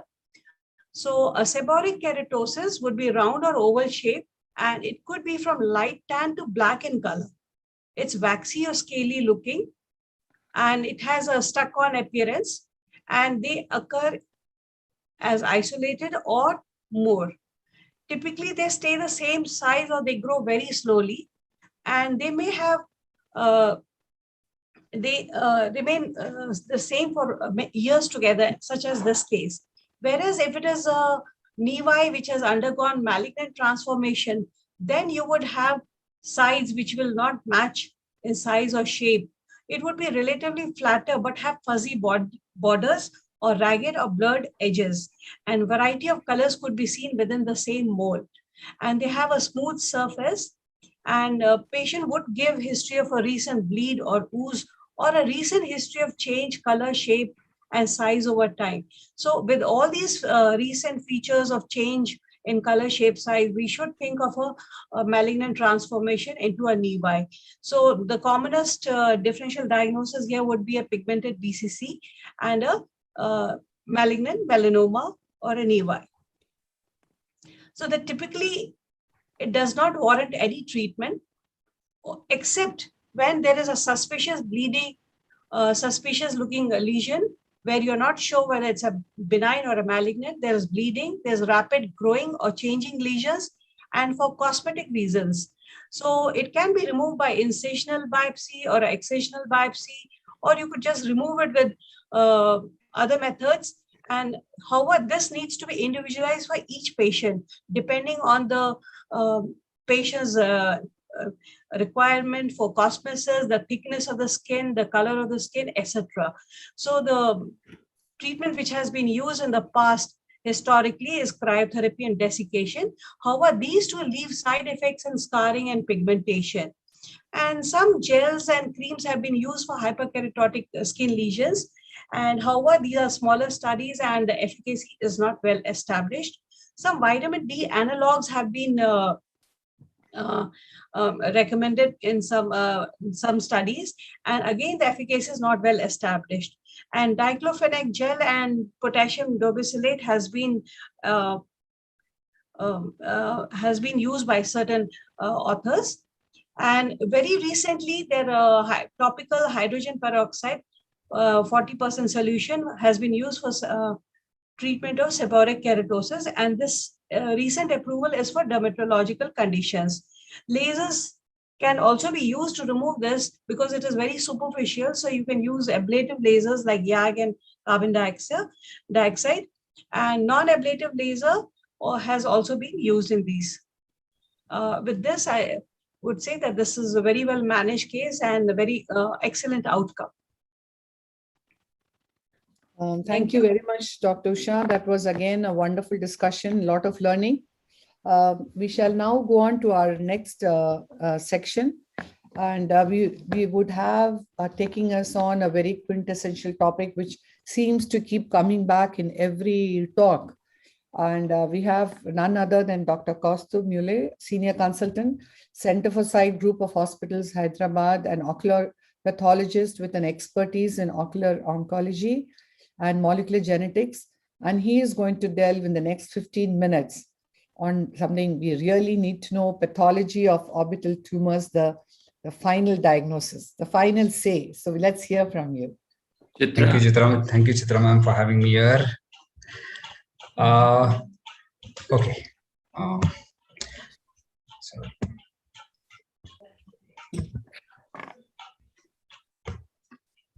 Okay. Now, from all the speakers that we have heard so far, we have learned one thing: the buck stops with the pathologist. And just kidding. Okay. So now, eyelid, as we know, is the thinnest skin in our body, and despite that fact, it has got numerous structures which can be a source of both benign and malignant neoplasms. Now, eyelid, if you look at it, it has got 4 layers. You have the skin with its subcutaneous tissue, then you have the orbicularis oculi, then you have the tarsus, and finally conjunctiva on the inside. Now, within the skin in the eyelid is very much similar to, okay, now before I go ahead into details, I know you've seen a lot of pink and blue. I'm not going to take you into a journey of pink and blue. Tum log bologe, second year mein slides mein pathology samajh mein nahi aaya, abhi kahan se samajh mein aaya. So don't worry, I'm just going to try and bridge the gap between a lab and a clinic. Okay, so back to where we were. The skin in the eyelid is very much similar to skin everywhere else, except that it doesn't have fat. Now you have dermis, which has got dermal appendages and a lot of glands. You'll get the eccrine sweat glands, you'll have the apocrine glands, sebaceous glands, and of course, accessory lacrimal glands as well. Then you have the entrance of the orbit, which is covered by the skeletal muscle, which is none other than orbicularis oculi. Below this is the tarsal plate with meibomian glands, and finally you have the conjunctiva on the inner side with its epithelium and the substantia propria. Now, any of these histological structures can give rise to tumors. So you can have tumors coming from the epidermis, which can be melanocytic, non-melanocytic. Then you have tumors coming from the glands. Then you have the mesenchyme in the eyelid, which can give rise to tumors, which are nothing but soft tissue tumors. And of course, then eyelid can also be a destination for tumors from elsewhere in the body. Now, like Dr. Millen said, in a lot of time, on a lot of occasions, a clinician's diagnosis doesn't go wrong. But studies have shown that in about 5 to 20% of the cases, there has been a disparity between the clinical diagnosis and the histological diagnosis. Let us look at the most common lesion that you would encounter as a clinician in your OPD. Chalazion. Enough has been spoken today about this lesion. A Canadian study recently showed that when they assessed the or they compared the clinical and the histopathological diagnosis in chalasia, they found a discrepancy in about 6.5% cases. Now, 6.5% doesn't seem like a very big number, but then the number of cases was 78, and out of which 15 turned out to be malignant and 3 were pre-malignant. Now, this highlights the importance of a pathologist again. So now that we know histopathology is important, we have tried to answer this question earlier this evening. Do all lesions need a histopathological examination? Now, India, like Chitra ma'am mentioned, is a country which moves a lot around price tags. It's economically driven. It is easier to convince a patient to undergo a surgery which costs 5 figures than to do a histopathological examination which costs 3 figures. So what is it that you can possibly exclude doing a histopathological examination? Any guesses? Okay, we have heard answers from both sides. So let's see what could be ideal. Now, chalazion in a patient less than 40 years of age, if it is the first occurrence and you have done curettage, you can just let it go. But the second occurrence, it needs to be sent to a pathologist. Other than this, any eyelid tissue that has been removed during surgeries such as ectropion, entropion, or cosmetic surgeries can possibly be discarded, unless it is of research importance. Other than this, any tissue that is removed during any kind of surgery needs to go to the lab. Right? Okay, so now we know what to send to the lab. Let's get on to how to send it to the lab. Dr. Neelam, when she was speaking, she spoke about the importance of margins. So if you're doing a wide excision, you need to tell your pathologist which margin is what. Only then he will be able to tell you, okay, so and so margin is involved, and then possibly you can go ahead and if it is involved, do a wider excision or what. Now, indicating a margin, you can either indicate it on a piece of filter paper by marking the margins, or you can use sutures of different length, sutures of different color, sutures of different material, and then writing it on a request form. Now, Dr. Mopia did a map biopsy earlier. So during a map biopsy, you can put those tissues individually and separately on a diagrammatic representation and send the whole thing to a pathologist, and the pathologist will report on them independently.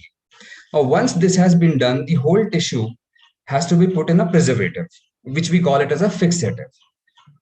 Which is the fixative that we use routinely? And I know everyone will jump at it and say it's formalin. No, it's not just formalin. It is 10% neutral buffered formalin with a pH of 7. Now, each word over here is very important. Why does it have to be neutral? Because if it is not neutral, it will not be processed properly. The pathologist will not be able to take sections properly, and then the diagnosis will get hampered. Any concentrated formalin will not allow the lab to do additional tests such as immunohistochemistry. So use 10% neutral buffered formalin, ask your pathologist to give it to you. They will prepare it in the lab and hand it over to you. Now, once that has been put in the container, you have to just seal it off so that there is no leakage, and then label it off. Now, speaking of preservatives, there are different preservatives that can be used on different occasions. Let's see if we know them. Now, for light microscopy, what is the preservative that we use? I just told you, it's 10% neutral buffered formalin.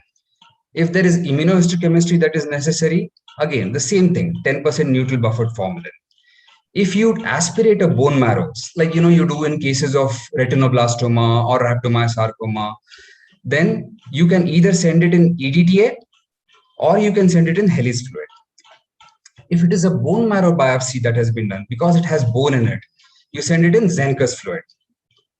If the tissue has to be sent for electron microscopy, you should send it in glutaraldehyde, ideally 2% glutaraldehyde. If you're doing a vitreous biopsy, if there's gusset fluid, aqueous humor, your pathologist or your lab is not in your building, you need to send it to a distant place. Just It's very simple. Add 95% isopropyl alcohol to it, maybe about 3 to 4 drops, and just send it, say in a proportion of 1 to 5, and send it across. If you have yourself done the FNAC in the OPD and you need to send the slides, make sure that the slides are divided into 2 parts. Half the slides need to be air dried and half the slides put in isopropyl alcohol. If it is a tissue block, if tissue that you are sending it for a cell block, add it in buoyance fluid and send it across. All these fluids are available in most of the labs. You can simply request your pathologist to send it across to you. Okay, now that you have packed the specimen and you have decided to send it to a lab, how do you do it? You have to send a request form first. That's very important.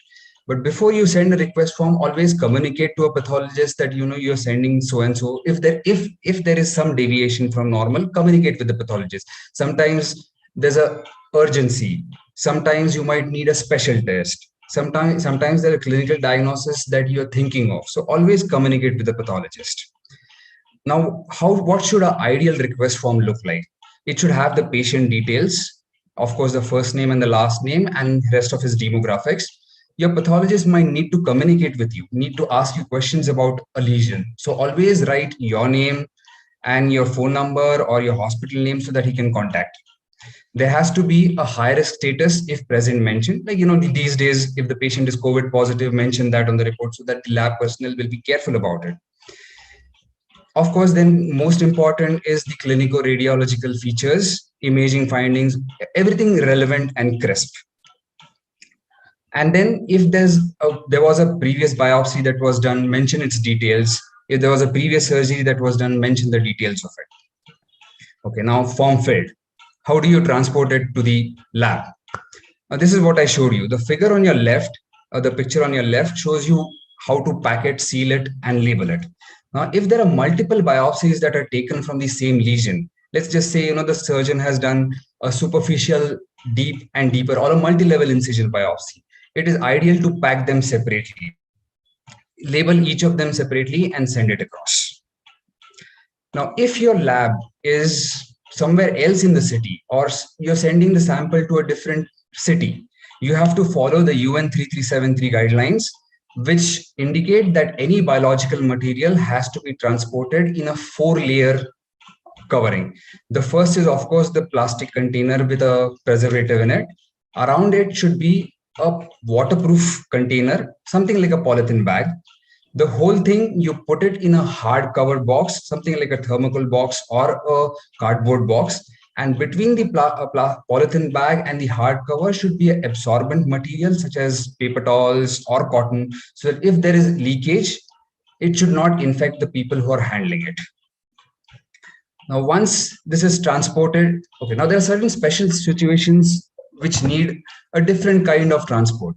Most commonly that you come across is frozen section.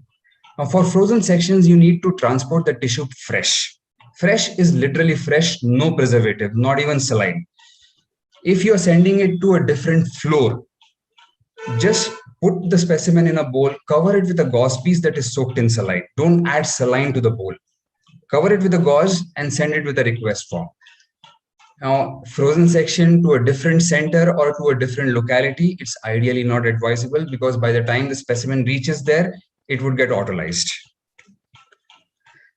Okay, now a lot of times I get a call, Kaustubh, iska report kya hua? And when I look at it, the specimen hasn't even reached me. So, a lot of people do this. They send the specimen and they expect the report to be ready immediately. So let's know, what are the ideal turnaround times or practical turnaround times. Any routine sampling, a routine histopathological report will take about 3 to 5 days after you have sent it. If it's a frozen section, 10 to 15 minutes. If the biopsies are small, like, you do a needle biopsy or you do a small incision biopsy and you're pally with your pathologist, he might give it to you in 24 to 48 hours. Bone marrow reports, ideally 48 to 72 hours. Immunohistochemistry is the only thing which takes time, especially if the labs are small and they run samples on a weekly basis. Research samples, Bhagwan Bharose, if you're very happy, if you're very comfortable and pally with your pathologist, he might do a quick job for you. else keep waiting. Okay, now that you have sent the sample, you get a report. So what are the things that you look for in a pathology report? Certain basic details. As soon as you get a report, the first thing that you need to check is the patient details. Do they match?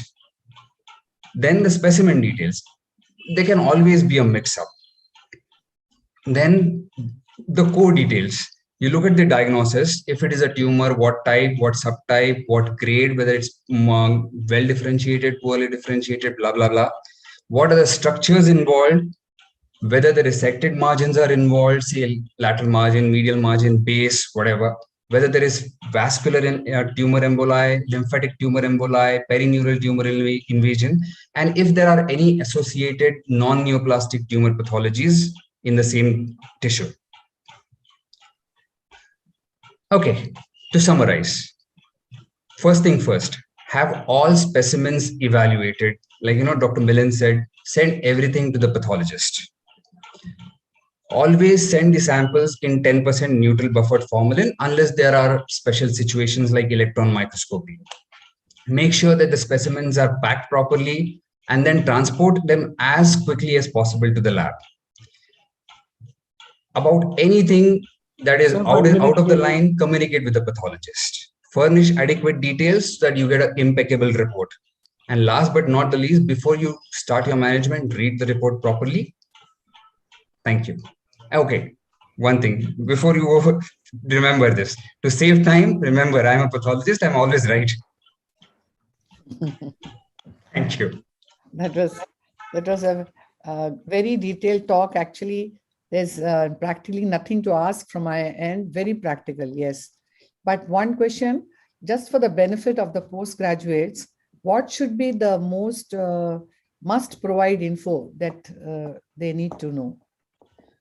Okay, patient demographics, basically the age and gender, then the location of the specimen, and the relevant clinical and imaging findings. These are 4 things that are very important. Okay. Vidya, you have anything to ask after this wonderful talk? Yeah, he made it really, really simple and crisp, clear, nothing to add much. Only thing is that, as you mentioned, the frozen section may not be available to all of us. The access is one problem.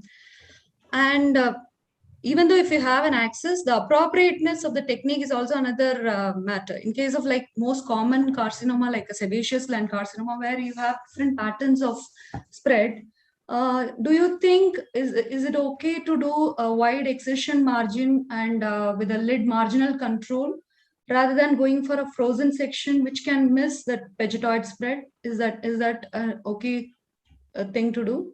Or I think the clinicians over here will be better people to answer it, but I think that's fine. If you don't have access to frozen section, it's always good to keep a safer margin. Do it wide excision, send the margin separately, and once your margins, you get a margin report, then you decide what can be done next. Okay, that makes sense. Thank you. Yeah, Vidya, can I just take this question? Yes, yeah. Yes, Feroz. Yeah, so yes, the frozen section definitely is a challenge in many places. So what you can actually do is you take a margin control and send it to the pathologist for a fixed section. And, we can always communicate with, if you have a good relationship with the pathologist, request them for an expedited report, and how early can you give it, Kaustubh, when you call it expedited report?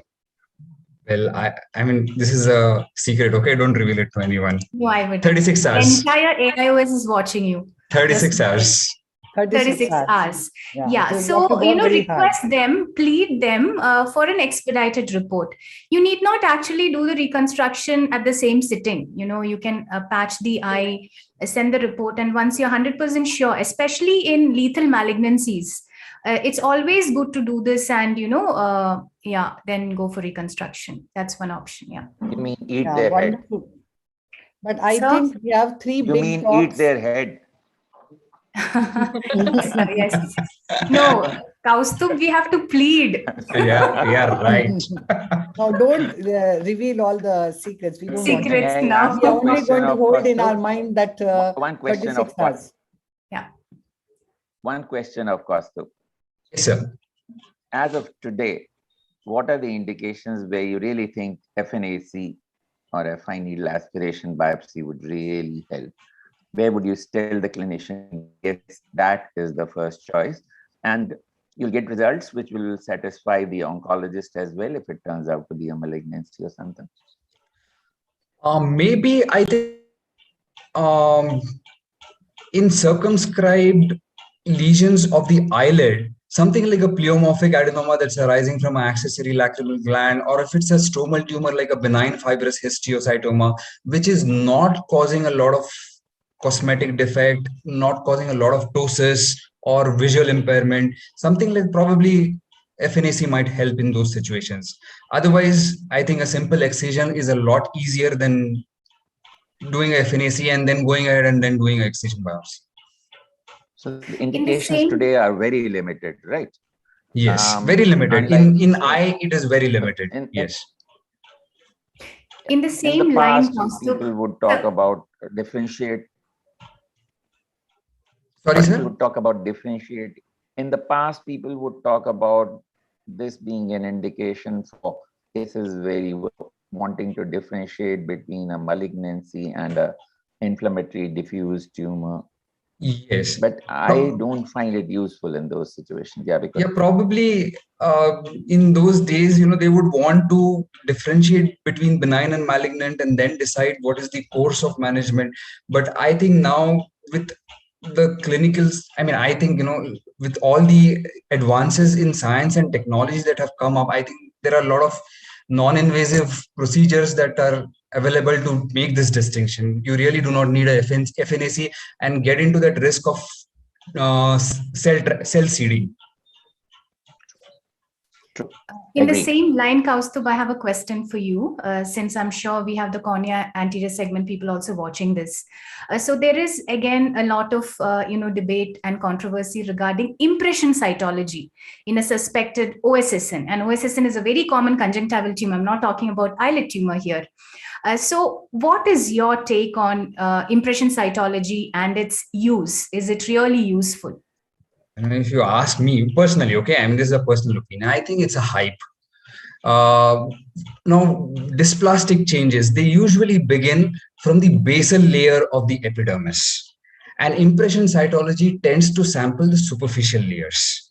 So unless you have an extensive OSSN, which involves full thickness, you really do not get the wanted result and you end up doing a biopsy.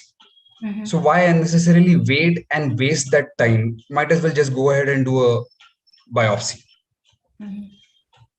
Also, the second thing is OSSN is, between invasive and non-invasive, it's an architectural diagnosis. You're looking for invasion.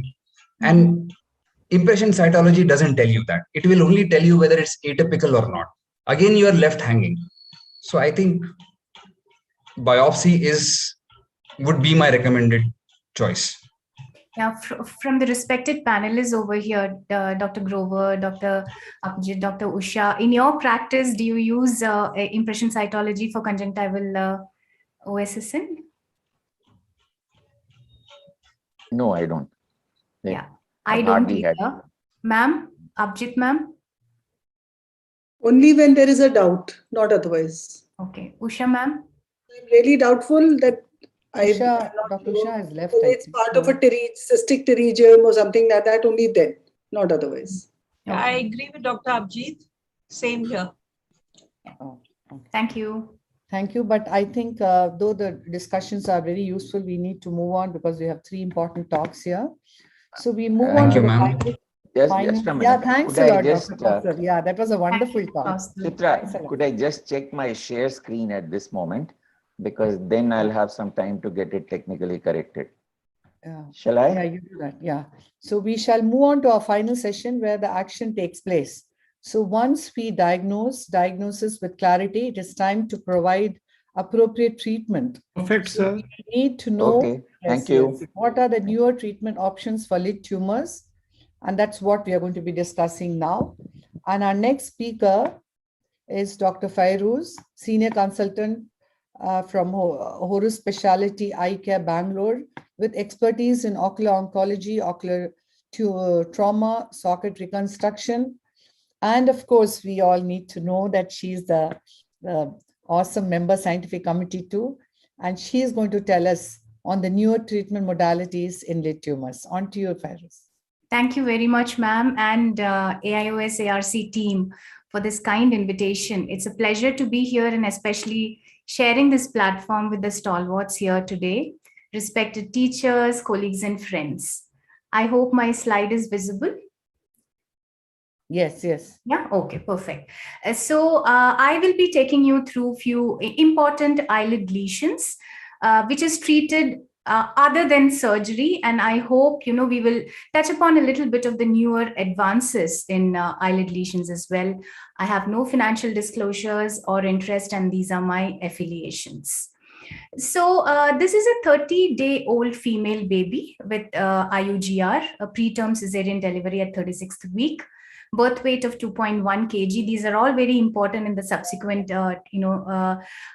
discussion that I'm going to do. And mother had a gestational hypertension.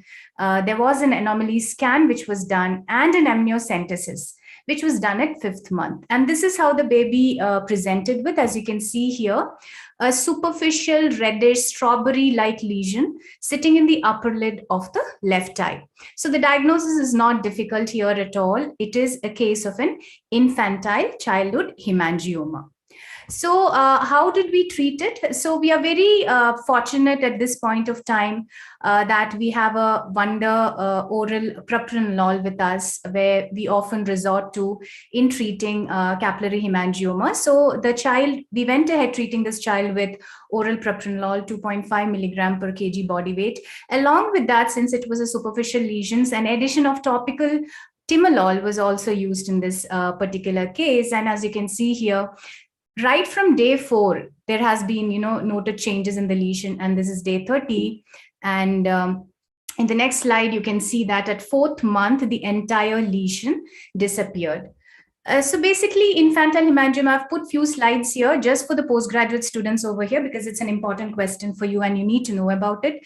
It is a benign vascular tumor seen in infancy or childhood, and it can be congenital as well. And the newer, thing which has been put forward is the presence of GLUT1. If it's positive, it is infancy hemangioma, and if it's negative, it is a congenital hemangioma. So again, classification, it can be superficial, subcutaneous, deep, or combined according to Rootman. And morphologically, it can be nodular or segmental. So there are certain risk factors that you have to look for. And this patient had 4 risk factors out of all these.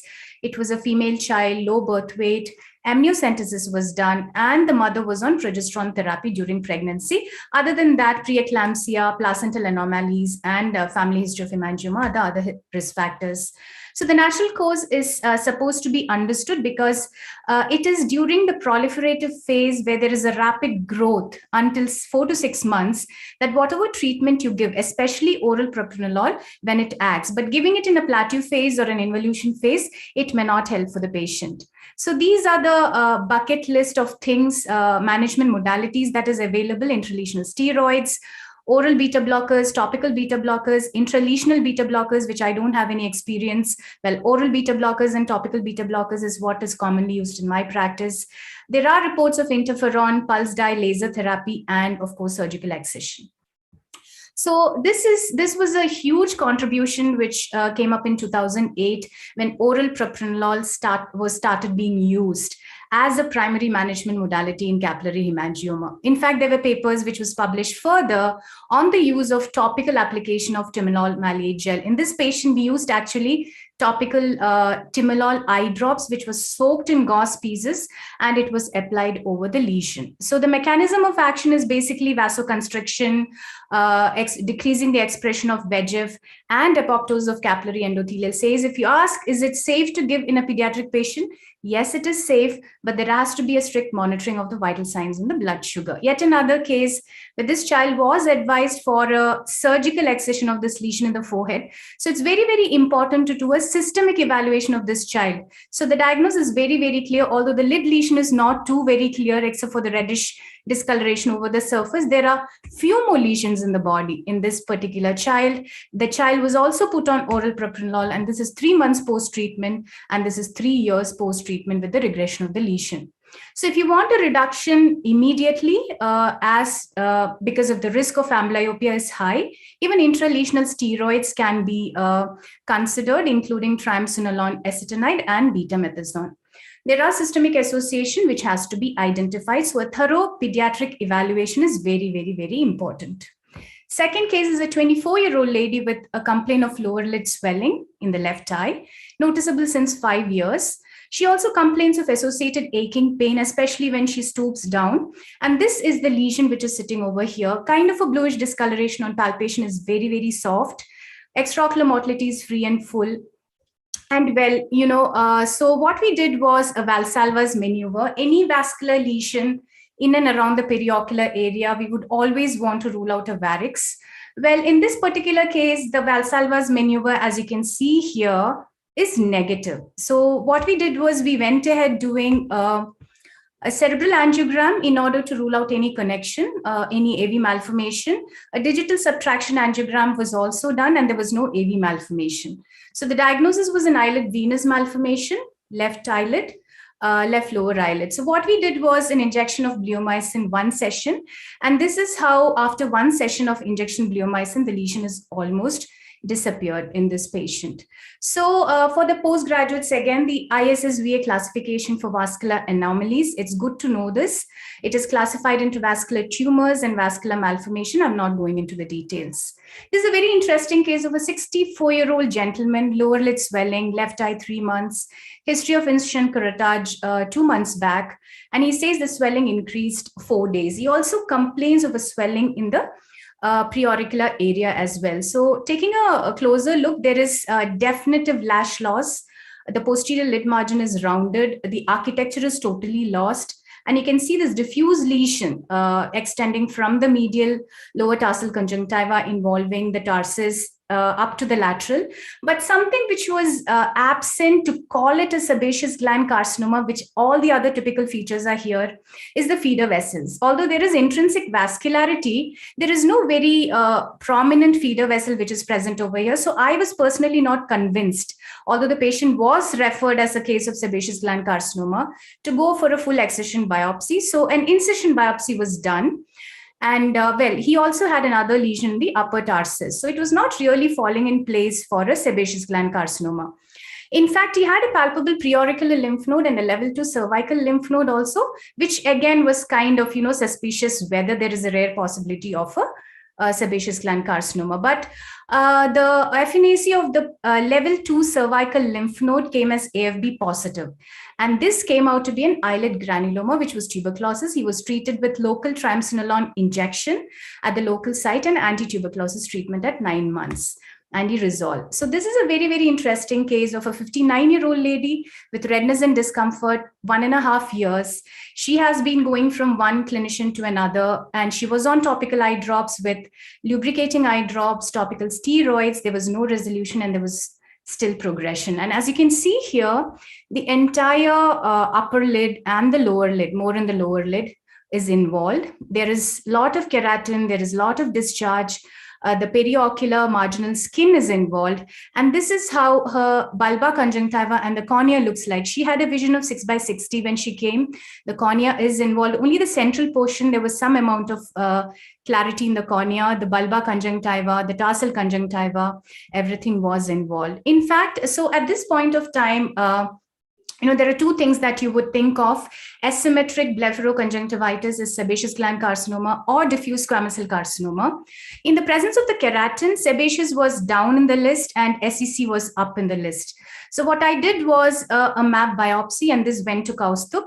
So in fact, in her caruncular area, this was more nodular. So a larger biopsy was done from the caruncular area, and a lot of biopsies was taken. In fact, 19 specimens were taken, and this came out to be an eyelid diffuse OSSN, and the caruncle, in fact, was an invasive SCC.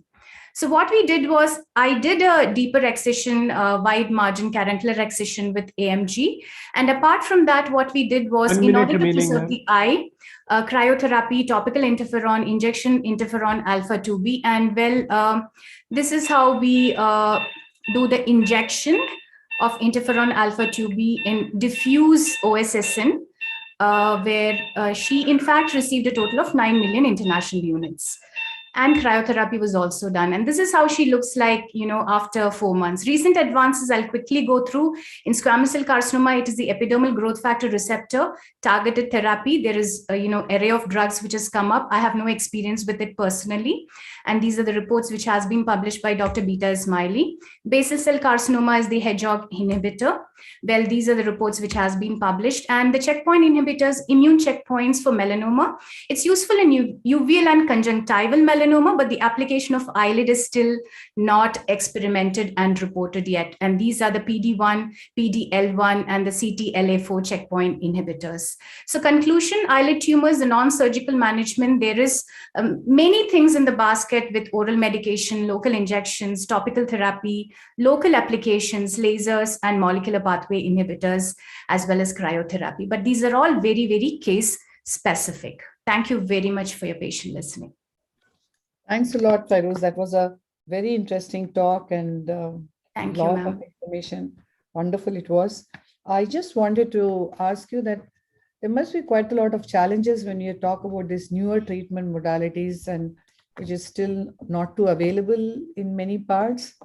Yeah, not too available in India, ma'am. It's mostly certain drugs are still under trial in United States, where I spoke about the checkpoint inhibitors. So it's not available in India, and it's quite expensive as well. So we are still, even in United States, the trials, they're still learning the side effects and the, long-term efficacy of these drugs. So we still don't have it in our hand.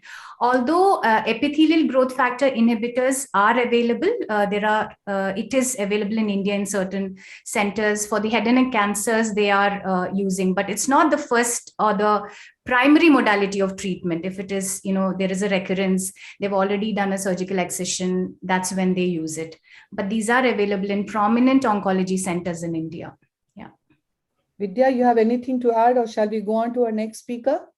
We'll go on to the next speaker. She has covered it all. Thank you very much, Feroz, for a wonderful talk. Thank you, Vidya. Thanks. Truly wonderful talk. So our next speaker is Dr. Abhijit Kaur, whom I have already very briefly introduced, and we look forward to your interesting presentation. Can I be allowed to share my screen, please? Yes, yes.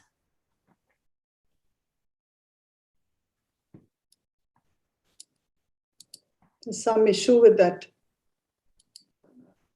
You shared, I think, no? Earlier. Yeah.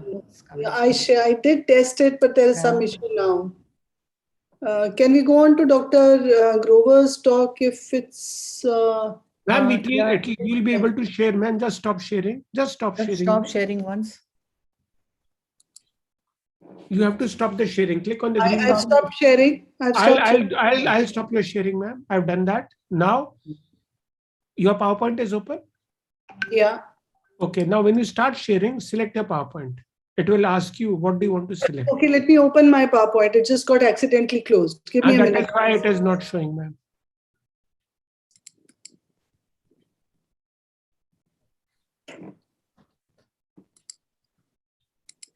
Sorry for this goof up. No, it's okay. Yeah. Now the PowerPoint is open. Now click on share screen. It's still not coming. Can you see it now? It is coming. It is coming. Go to slideshow mode and you're ready. You're good to go, ma'am. Okay. Sorry for this goof up. Hmm. Right. So what is the relevance of today's topic? Surgical approaches to eyelid tumors. Actually, it carries its relevance from the fact that it could be either for definitive treatment or as a palliation. And following the surgery, the post-surgical functional eyelid is very important because it affects the vision, it affects the tear integrity and the drainage, as along it being important for the aesthetics of the face. Basically, through this talk for the postgraduates, They would get to know when to do, what to know before you actually sit down to do it, what and how to do, and what can go wrong. And then I will follow it up with some illustrative cases. So we need to take the decision for surgery only after we have established a clinical diagnosis and determined the extent of the tumor. The purpose has been established, which is either therapeutic or palliative. Before embarking, it is important to know that the eyelid is a lamellar structure. And interestingly, the parts of the eyelid have different lamellae. Like the tarsal part has only two lamellae, the anterior and the posterior. But the preseptal area has another lamella, which is the middle lamella, which is called because of the orbital septum, the fat, and the upper eyelid retractors. The skin, as has been highlighted earlier, is of course the thinnest in the body. And this is important because we need to choose our grafts accordingly.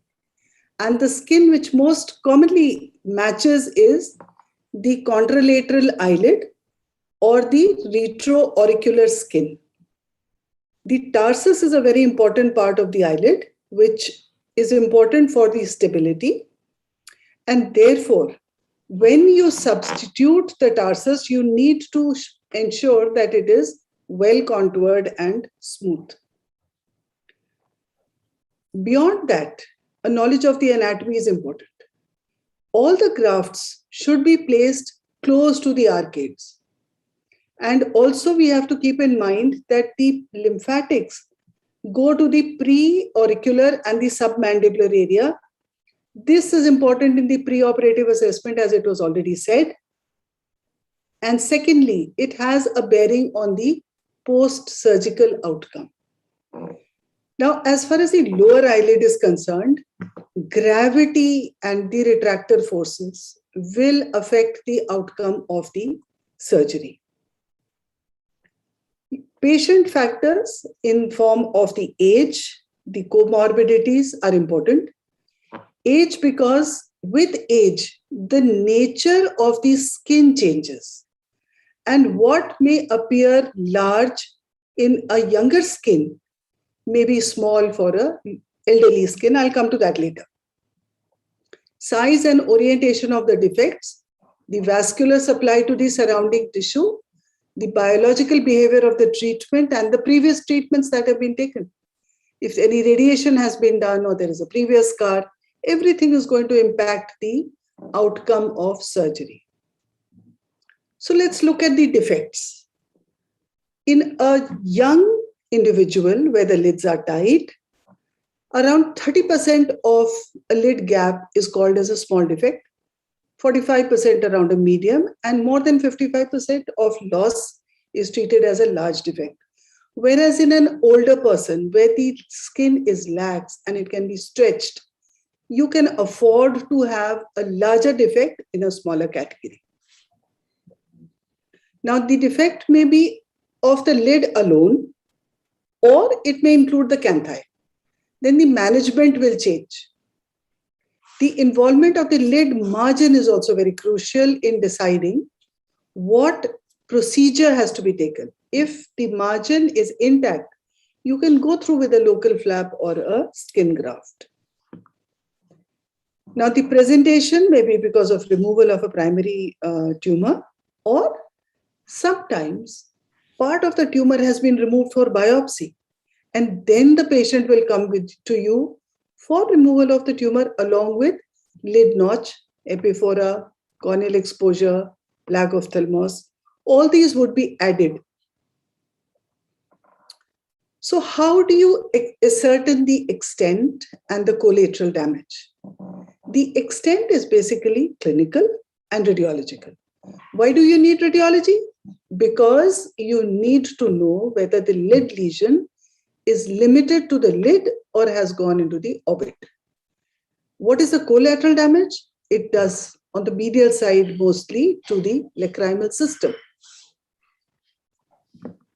So always remember that after a clinical evaluation, you have to follow it up with a CT or an MR, edge biopsy if it is required, then you stage, and then you look for the sentinel lymph node. If it is negative, then it goes to the plasty section, and if it turns out positive, it goes to the head and neck. And you need to remember that the predictors of prognosis, as we had talked earlier, were the large size, the incomplete excision, vegetoid spread, a matricentric origin, and a poor differentiation. The wide excisional margin for basal cell carcinomas is usually 4 millimeters, sebaceous is 5, and for squamous is anything between 4 to 6. We talked of intraoperative frozen section. If it's not available, then you do a permanent section control, conjunctival map biopsies, delayed reconstruction. Now, what are your options? All this knowledge is background knowledge, which prepares you for your surgical approach. So if you have a small defect with adequate local tissue, and how do you know that the tissue is adequate? I've drawn this by hand and tried to show that you pull the edge of the cut edge. If they get approximated, you have adequate local tissue. Go in for a direct suturing. First suture the deeper layers, and then you suture the anterior layers, and you finally get a straight line. If the local tissue is inadequate, there is stretch, then what do you do? There's wound tension. Then you combine with tissue from the neighboring area. If it's on the lateral side, you do a cantholysis and you cut the upper crux of the lateral canthus. If it is on the medial side, then what do? You can't cut anything there. So you undermine the local tissue. And this is how you do a canthotomy, straight, identify the crux either in the upper lid or the lower lid as the case may be, and then you cut the crux. Now, what do you do for moderate sized defects? The commonest is that you take the Tenzel's rotation flap. So this is a very versatile flap and can be taken both for the upper lid and the lower lid. So if you're treating the upper lid lesion, you reverse the Tenzel. And if you are treating the lower lid region, of course, you take it as a direct Tenzel. What do you do for larger sized tumors? The larger sized tumor has a longer list of options. So the commonest one in the hands of the oculoplastic surgeons is the Cutler-Beard procedure. This is basically a sharing procedure. There is a defect in the upper lid. You close and approximate and see what is the minimum gap you get. Now, for the size of the minimum gap, you mark out the lower lid. And then you extend it in the form that you get this free flap here. You pull it from under this lid bridge and take it and fit it into the upper lid defect, while taking care that you have maximum caution while suturing the conjunctiva, because this lid is going to be closed for at least 6 weeks. And you can't afford to have a suture or something, which is going to be irritating the ocular surface. You maintain the integrity of the lower fornix by drawing the flap.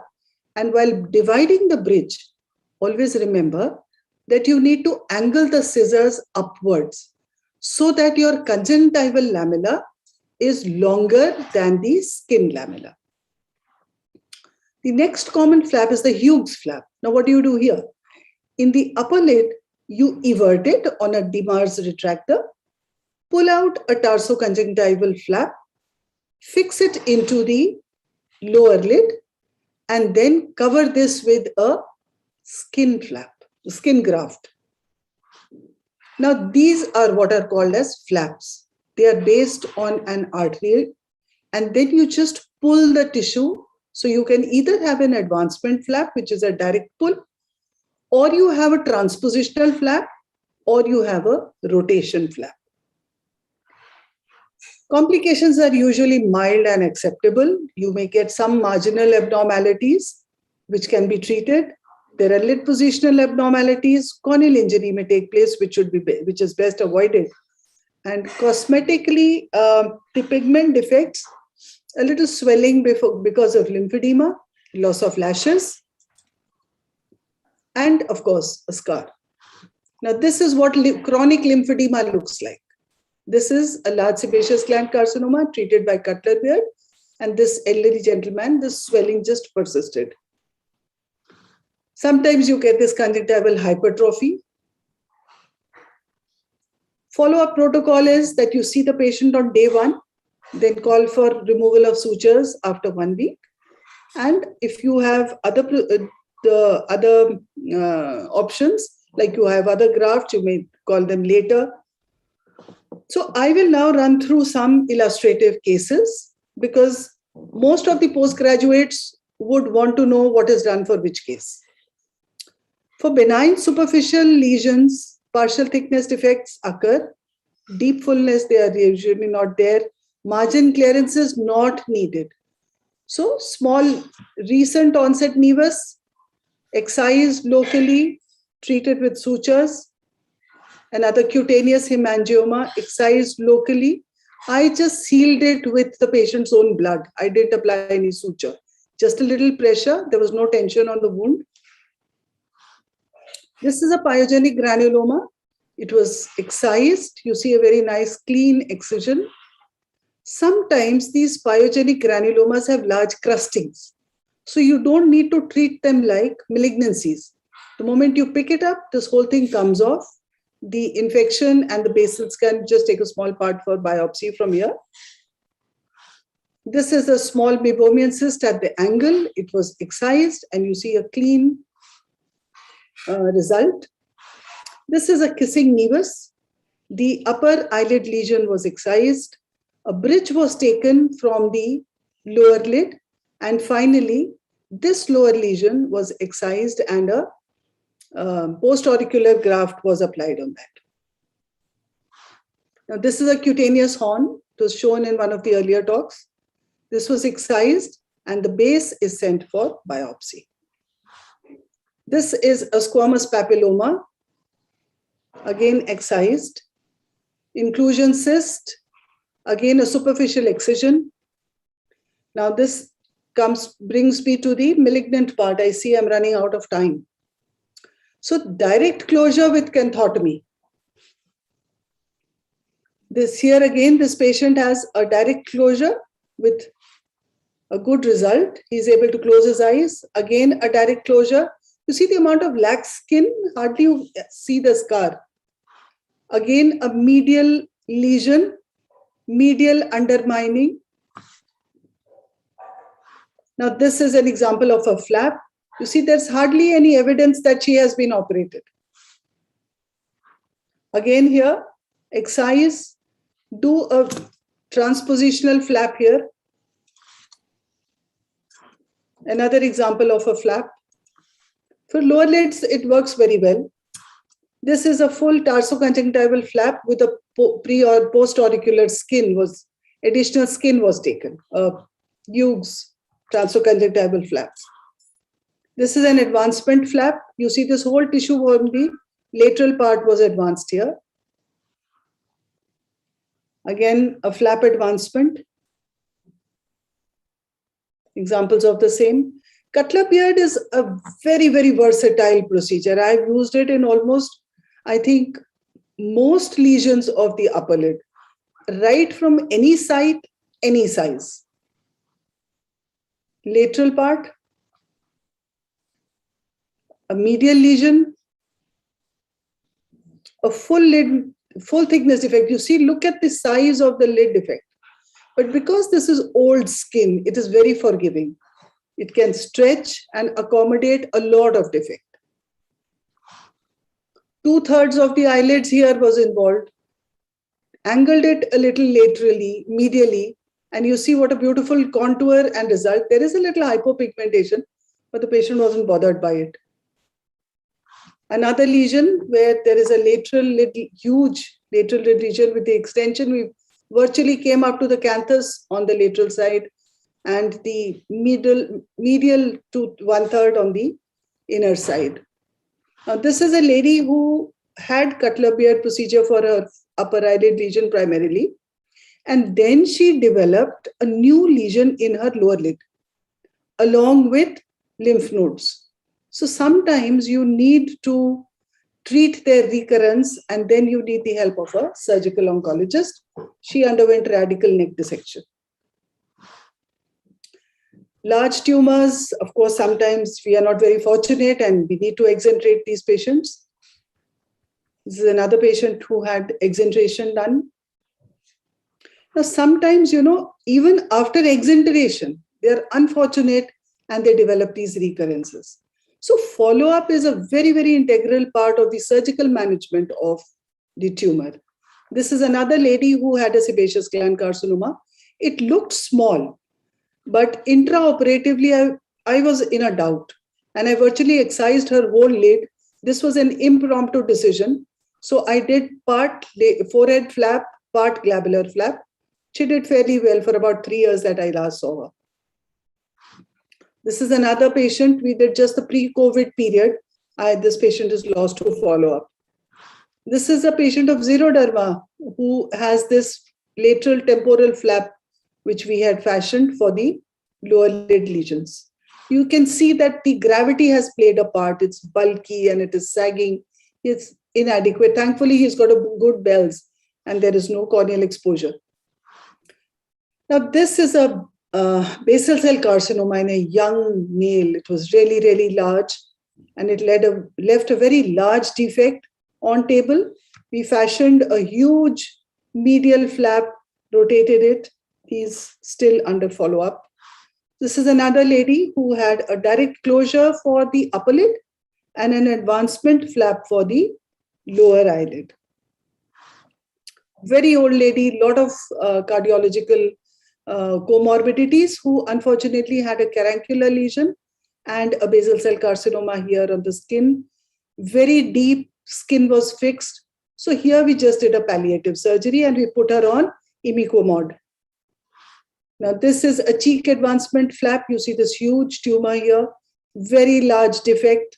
It is this large cheek rotation flap has been performed.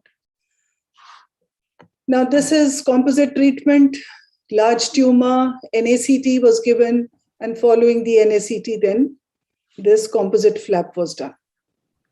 Another patient where we did a forehead flap, but she was unfortunate, and then she developed these metastases. Another lady who had an exenteration, but had recurrences. You can see the large lymph nodes also. And here again, a patient who has, after his 6 months of exenteration, developed this submandibular metastasis. Maybe you should conclude, doctor. Yeah, almost. I'm already, this is the last slide. So principles of reconstructive surgery are applicable and there are no major controversies in dealing with these patients. Of course, we need advances in substitute materials, which is a topic of research. Use of wound modifiers in the post-surgical period can lessen the impact, and telemedicine can be harnessed to catch small lesions. And thank you for your very patient hearing and the invitation to share this platform. Thank you.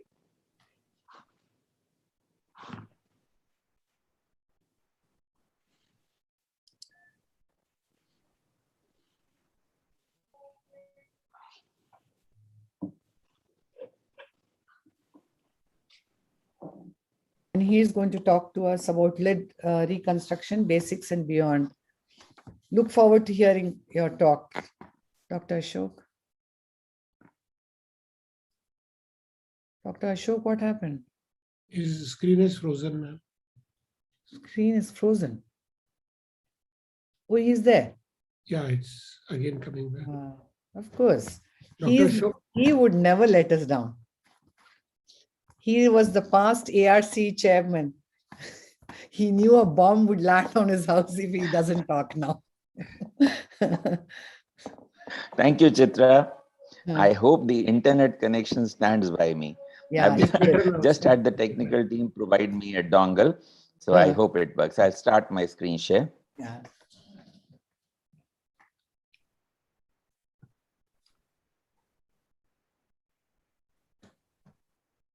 Hope that is showing. Yes, everything. Fine. Go ahead. Thank you, Chitra, and thank you, ARC.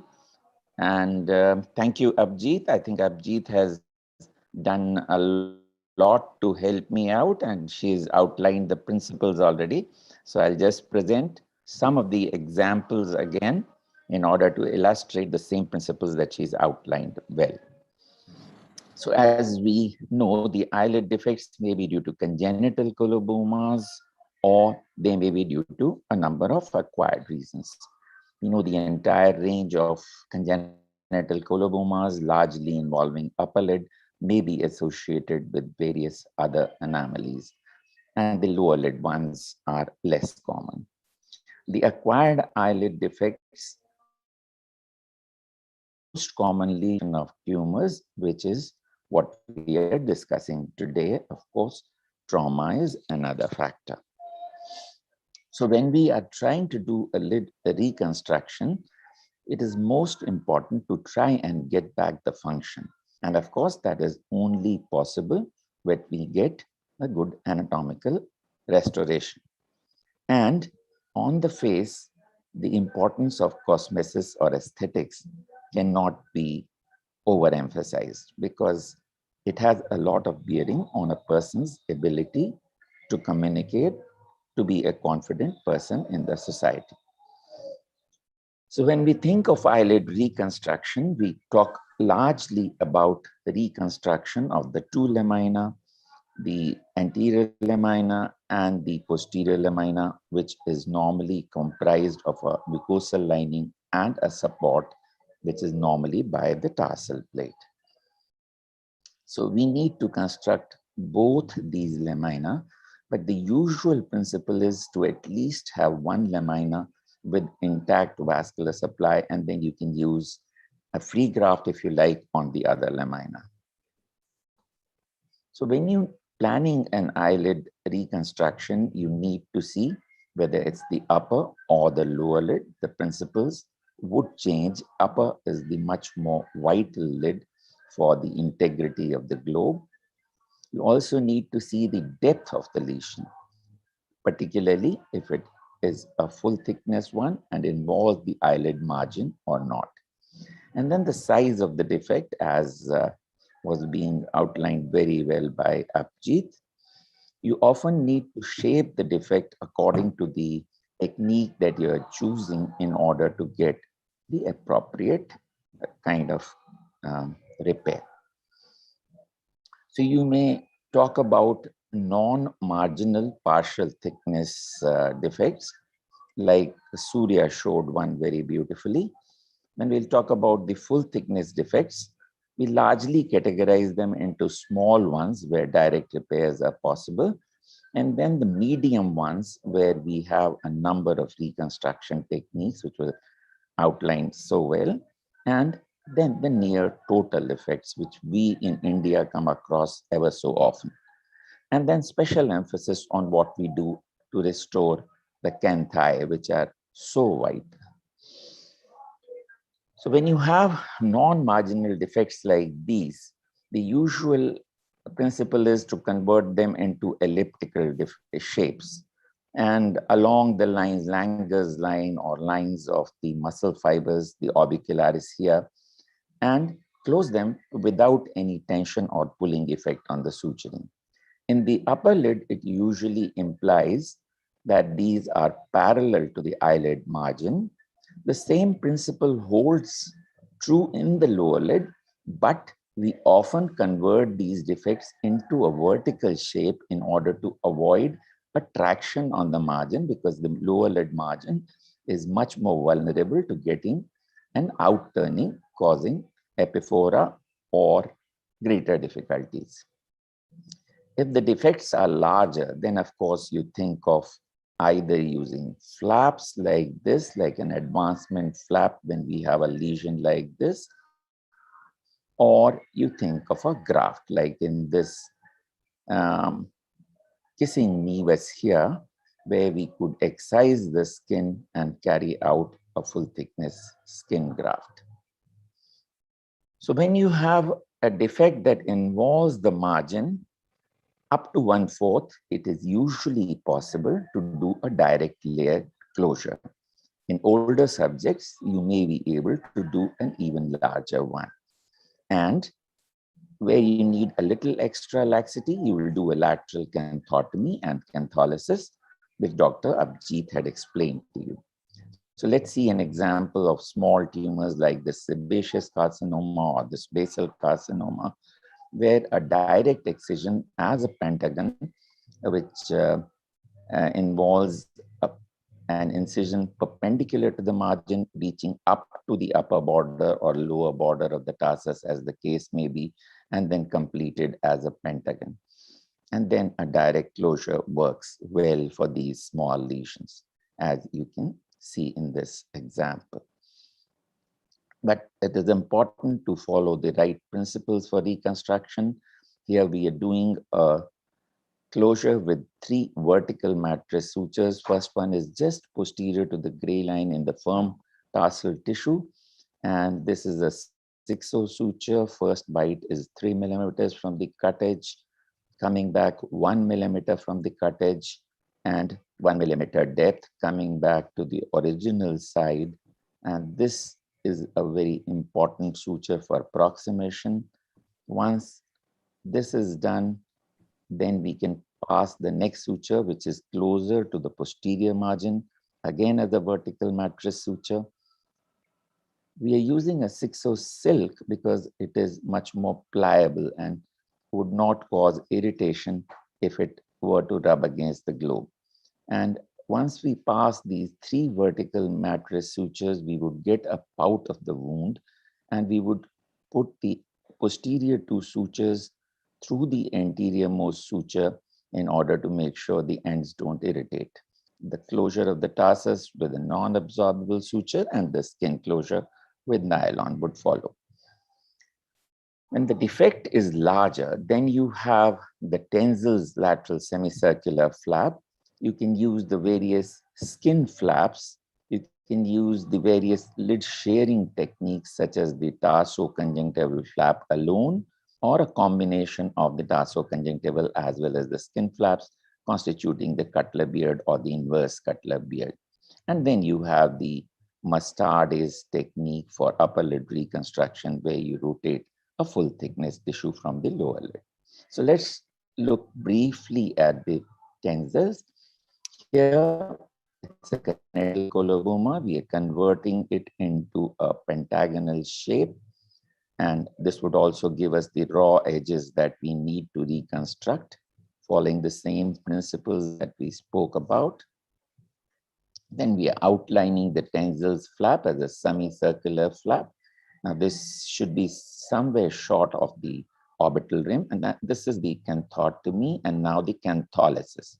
We're cutting the crust here in the upper lid in order to free the tissue entirely, and then we are undermining the skin, making sure our cantholysis is complete so that the mobilization of the skin can be done. And then of course we need to do the marginal repair by the principles that we had already outlined.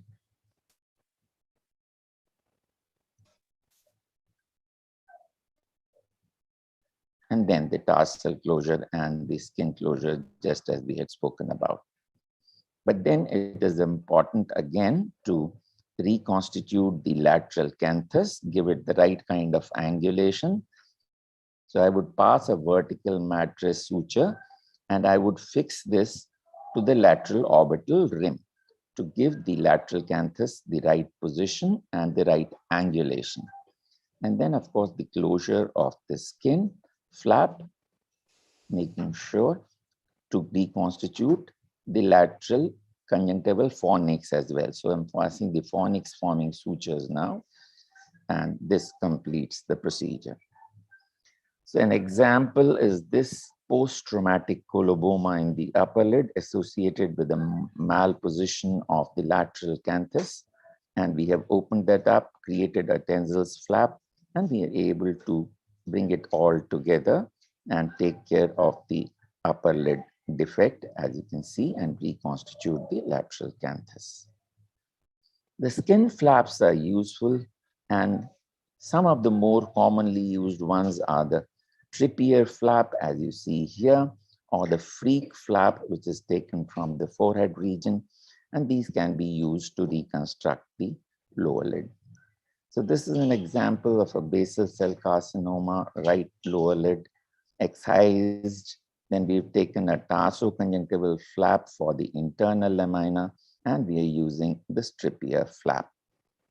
You can see the tarsoconjunctival flap in position, and then we have the stripier flap, which has gone in here, and it has given us a good reconstruction of this region. Now, the lid sharing procedures, as Dr. Abhijit was pointing out, are one of the mainstays for our reconstruction because they provide a very good match, and both laminae can be repaired.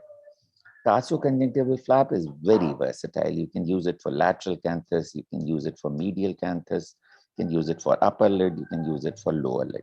However, you need to be cautious in infant and young children where you want to avoid and stimulus deprivation amblyopia. The tarsoconjunctival flap technique or the Hughes flap is an extremely useful technique, just as we mentioned. You can see an illustration here, and you can look at another illustration here where we're using a tarsoconjunctival flap, and in combination with a flap for the skin or a graft for the skin, you can carry out excellent repairs.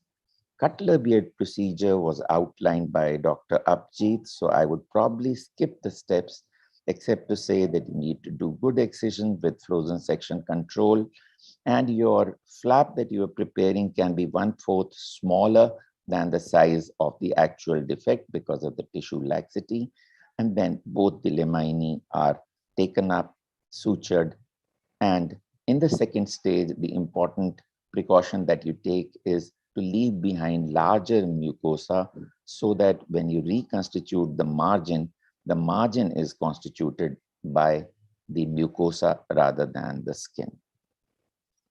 So this is an example in a congenital coloboma where cornea was already opaque, so we could do a lid sharing procedure, an example of an inverse Cutler beard with much the same principle as outlined earlier.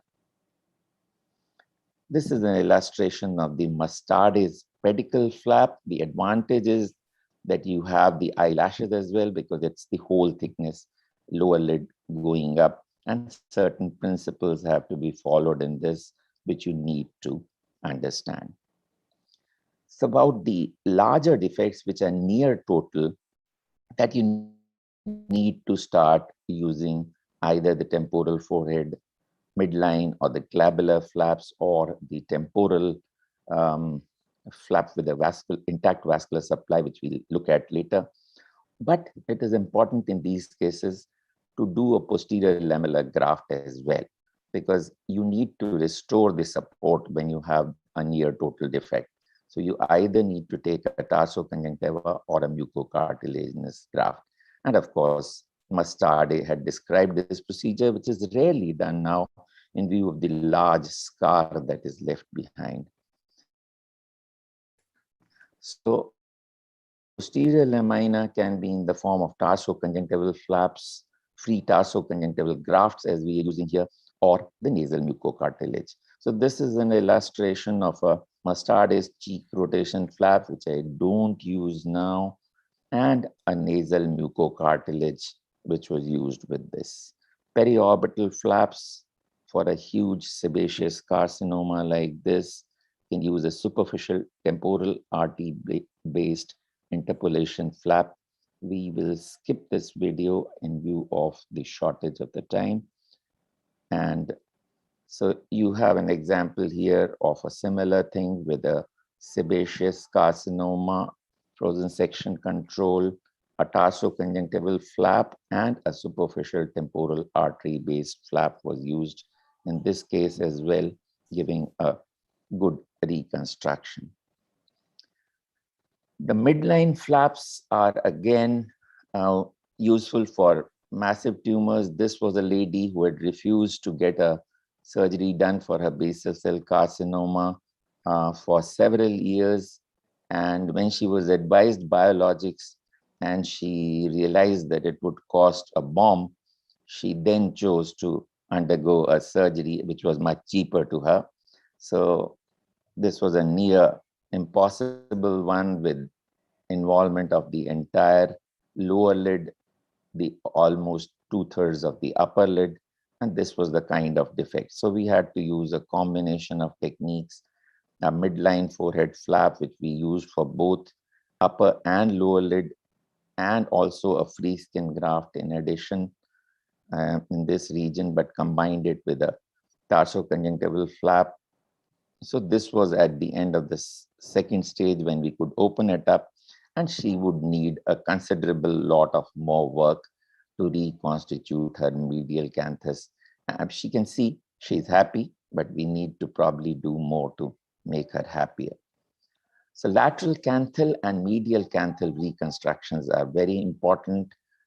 Whenever we lose the lateral canthus, it is important to get an attachment of the tarsus or any other firm structure there to the periosteum, starting with periorbita at the lateral tubercle in order to reconstitute the lateral canthus. And then you can combine it with various additional things. So let's look at a traumatic case where we are fixing the lateral canthus. So here we are avversed lateral canthus. We're using a double arm proline or a permanent suture, taking a bite through the tarsus, then a bite at the lateral tubercle, starting at the periorbita behind the rim and coming out anteriorly in front of the rim as double arm sutures.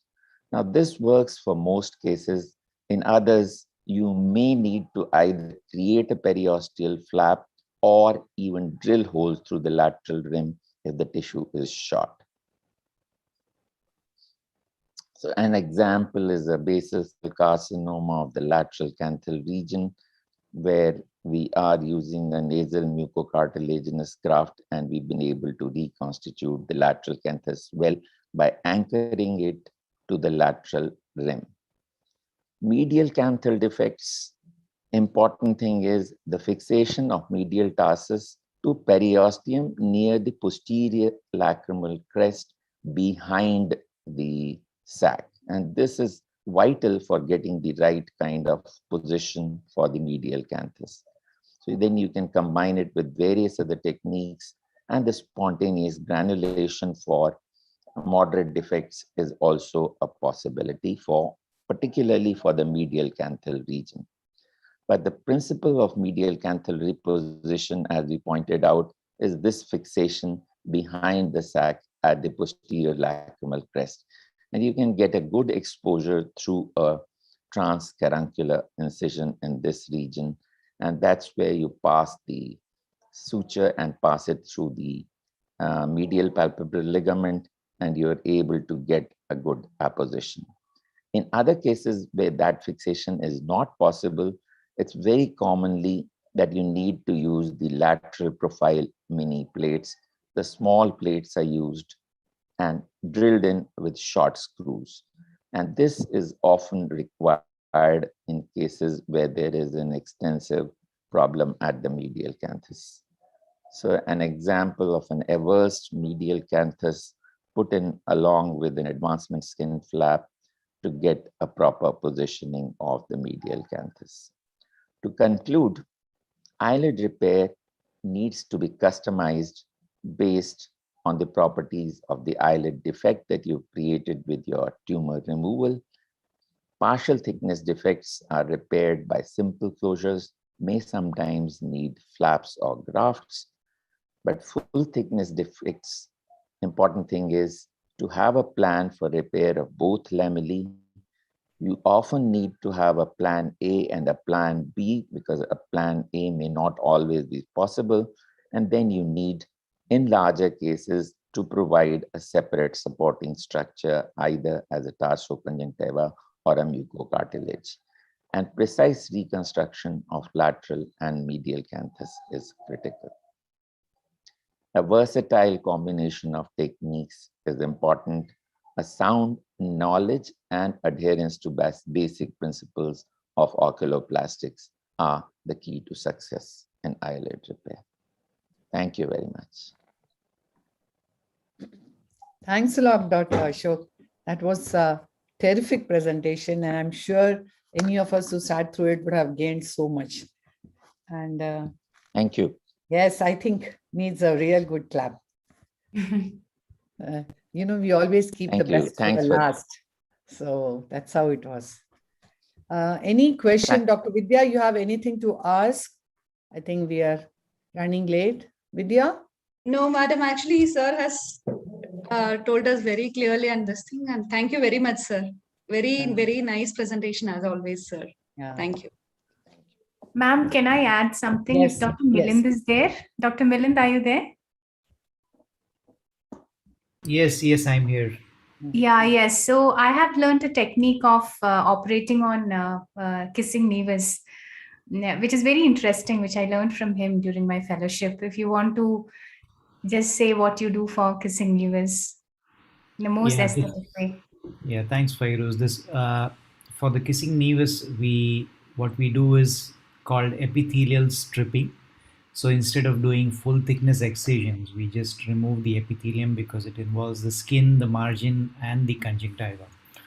And we just perform a tarsorrhaphy there and leave it for a few weeks so that all the epithelia, they regrow. And later on, we just need to release the tarso. And we've also published a series of this, so it's minimally invasive. It can have a higher chance of pigmentary recurrence, but still cosmetically it's far better and less invasive, so it's a preferred choice in my opinion. Thanks, Fairuz. That would be wonderful, Milind. So you've had a significant number of cases that you've done now? Well, this is a rare lesion to see in practice, but we had 4 or 5 cases which we had good follow-up with and documentation, and we had reported this in dermatologic surgery journal. So I'll be happy to share the manuscript with anyone who wants to go through it. Would love to have it. That would be really lovely. That would really simplify things. Yeah, so I have done 2 cases after that, Dr. Milind, and they didn't recur at all. If you actually give a good clearance for the pigmentation, right. Sometimes the conjunctival portion remains a little bit, but there has not been any progression as such. So, well, the patients where I saw marginal recurrence, they actually liked it because it looked like kajal. Kajal, yes, actually. Since it did not really recur beyond that, they continued to remain happy by chance. Yeah. Very nice. So anything else, Fairuz? Anybody else? Anything to add, or shall I come with my concluding remarks? Great learning, ma'am. Every speaker that you had, chosen, it's amazing. Many new things, and thank you so much for having us. Nice choice of subjects too. It was very nice. Yes. Yeah. So as you all have said, it's been an amazing webinar and so much of tips and so much of information. I'm sure many people who have not heard it today would definitely log on and hear it later. And that's what's been a big advantage of our ARC webinars. And I think this kind of complete picture which you all gave is just so amazing. And it's all because of the expert panel and the superb set of speakers. And I need to specially thank Vidya at this juncture. The credit doesn't go to me, goes entirely to her for having planned this whole sequence of talks and speakers. Initially, I was a little unsure whether it would get boring, but if I could be so glued, I'm sure I never even, you moved from my chair, and that tells you how interesting the whole thing was. My sincere thanks to all the speakers. My thanks, of course, to Vidya. Ma'am, we truly believe that oculoplasty and ocular oncology is very interesting. Every case is different. Yeah, truly, definitely. And every of course, case is different. More than cataract. Yes. True. But I have to complete my 2-3 lines. Have my special thanks to my ARC members. My thanks are very much due to Kripal and his team from AIOS. My thanks to Sai and Manjula from Numerotech. And thanks a lot, Dr. Anand, for being so patient and so very supportive to us during our webinars, and your entire team. My thanks are also due to Sun Pharma because they come forward and take care of the PG update webinars of ARC. And of course, I owe my thanks to all the attendees who give us this energy to come back to you all week after week with different, hopefully interesting webinars. Thanks a lot, all of you. Thank you. Thank you. Good Thank you, Jay. night. Yeah. Thanks. Bye. Thanks. Thanks, Dr. Milind. Thanks, Feroz, Dr. Shok, all of you. Thank you. Thanks, Morpia. Thanks, Dr. Jaitkar. Thank you. Thank you.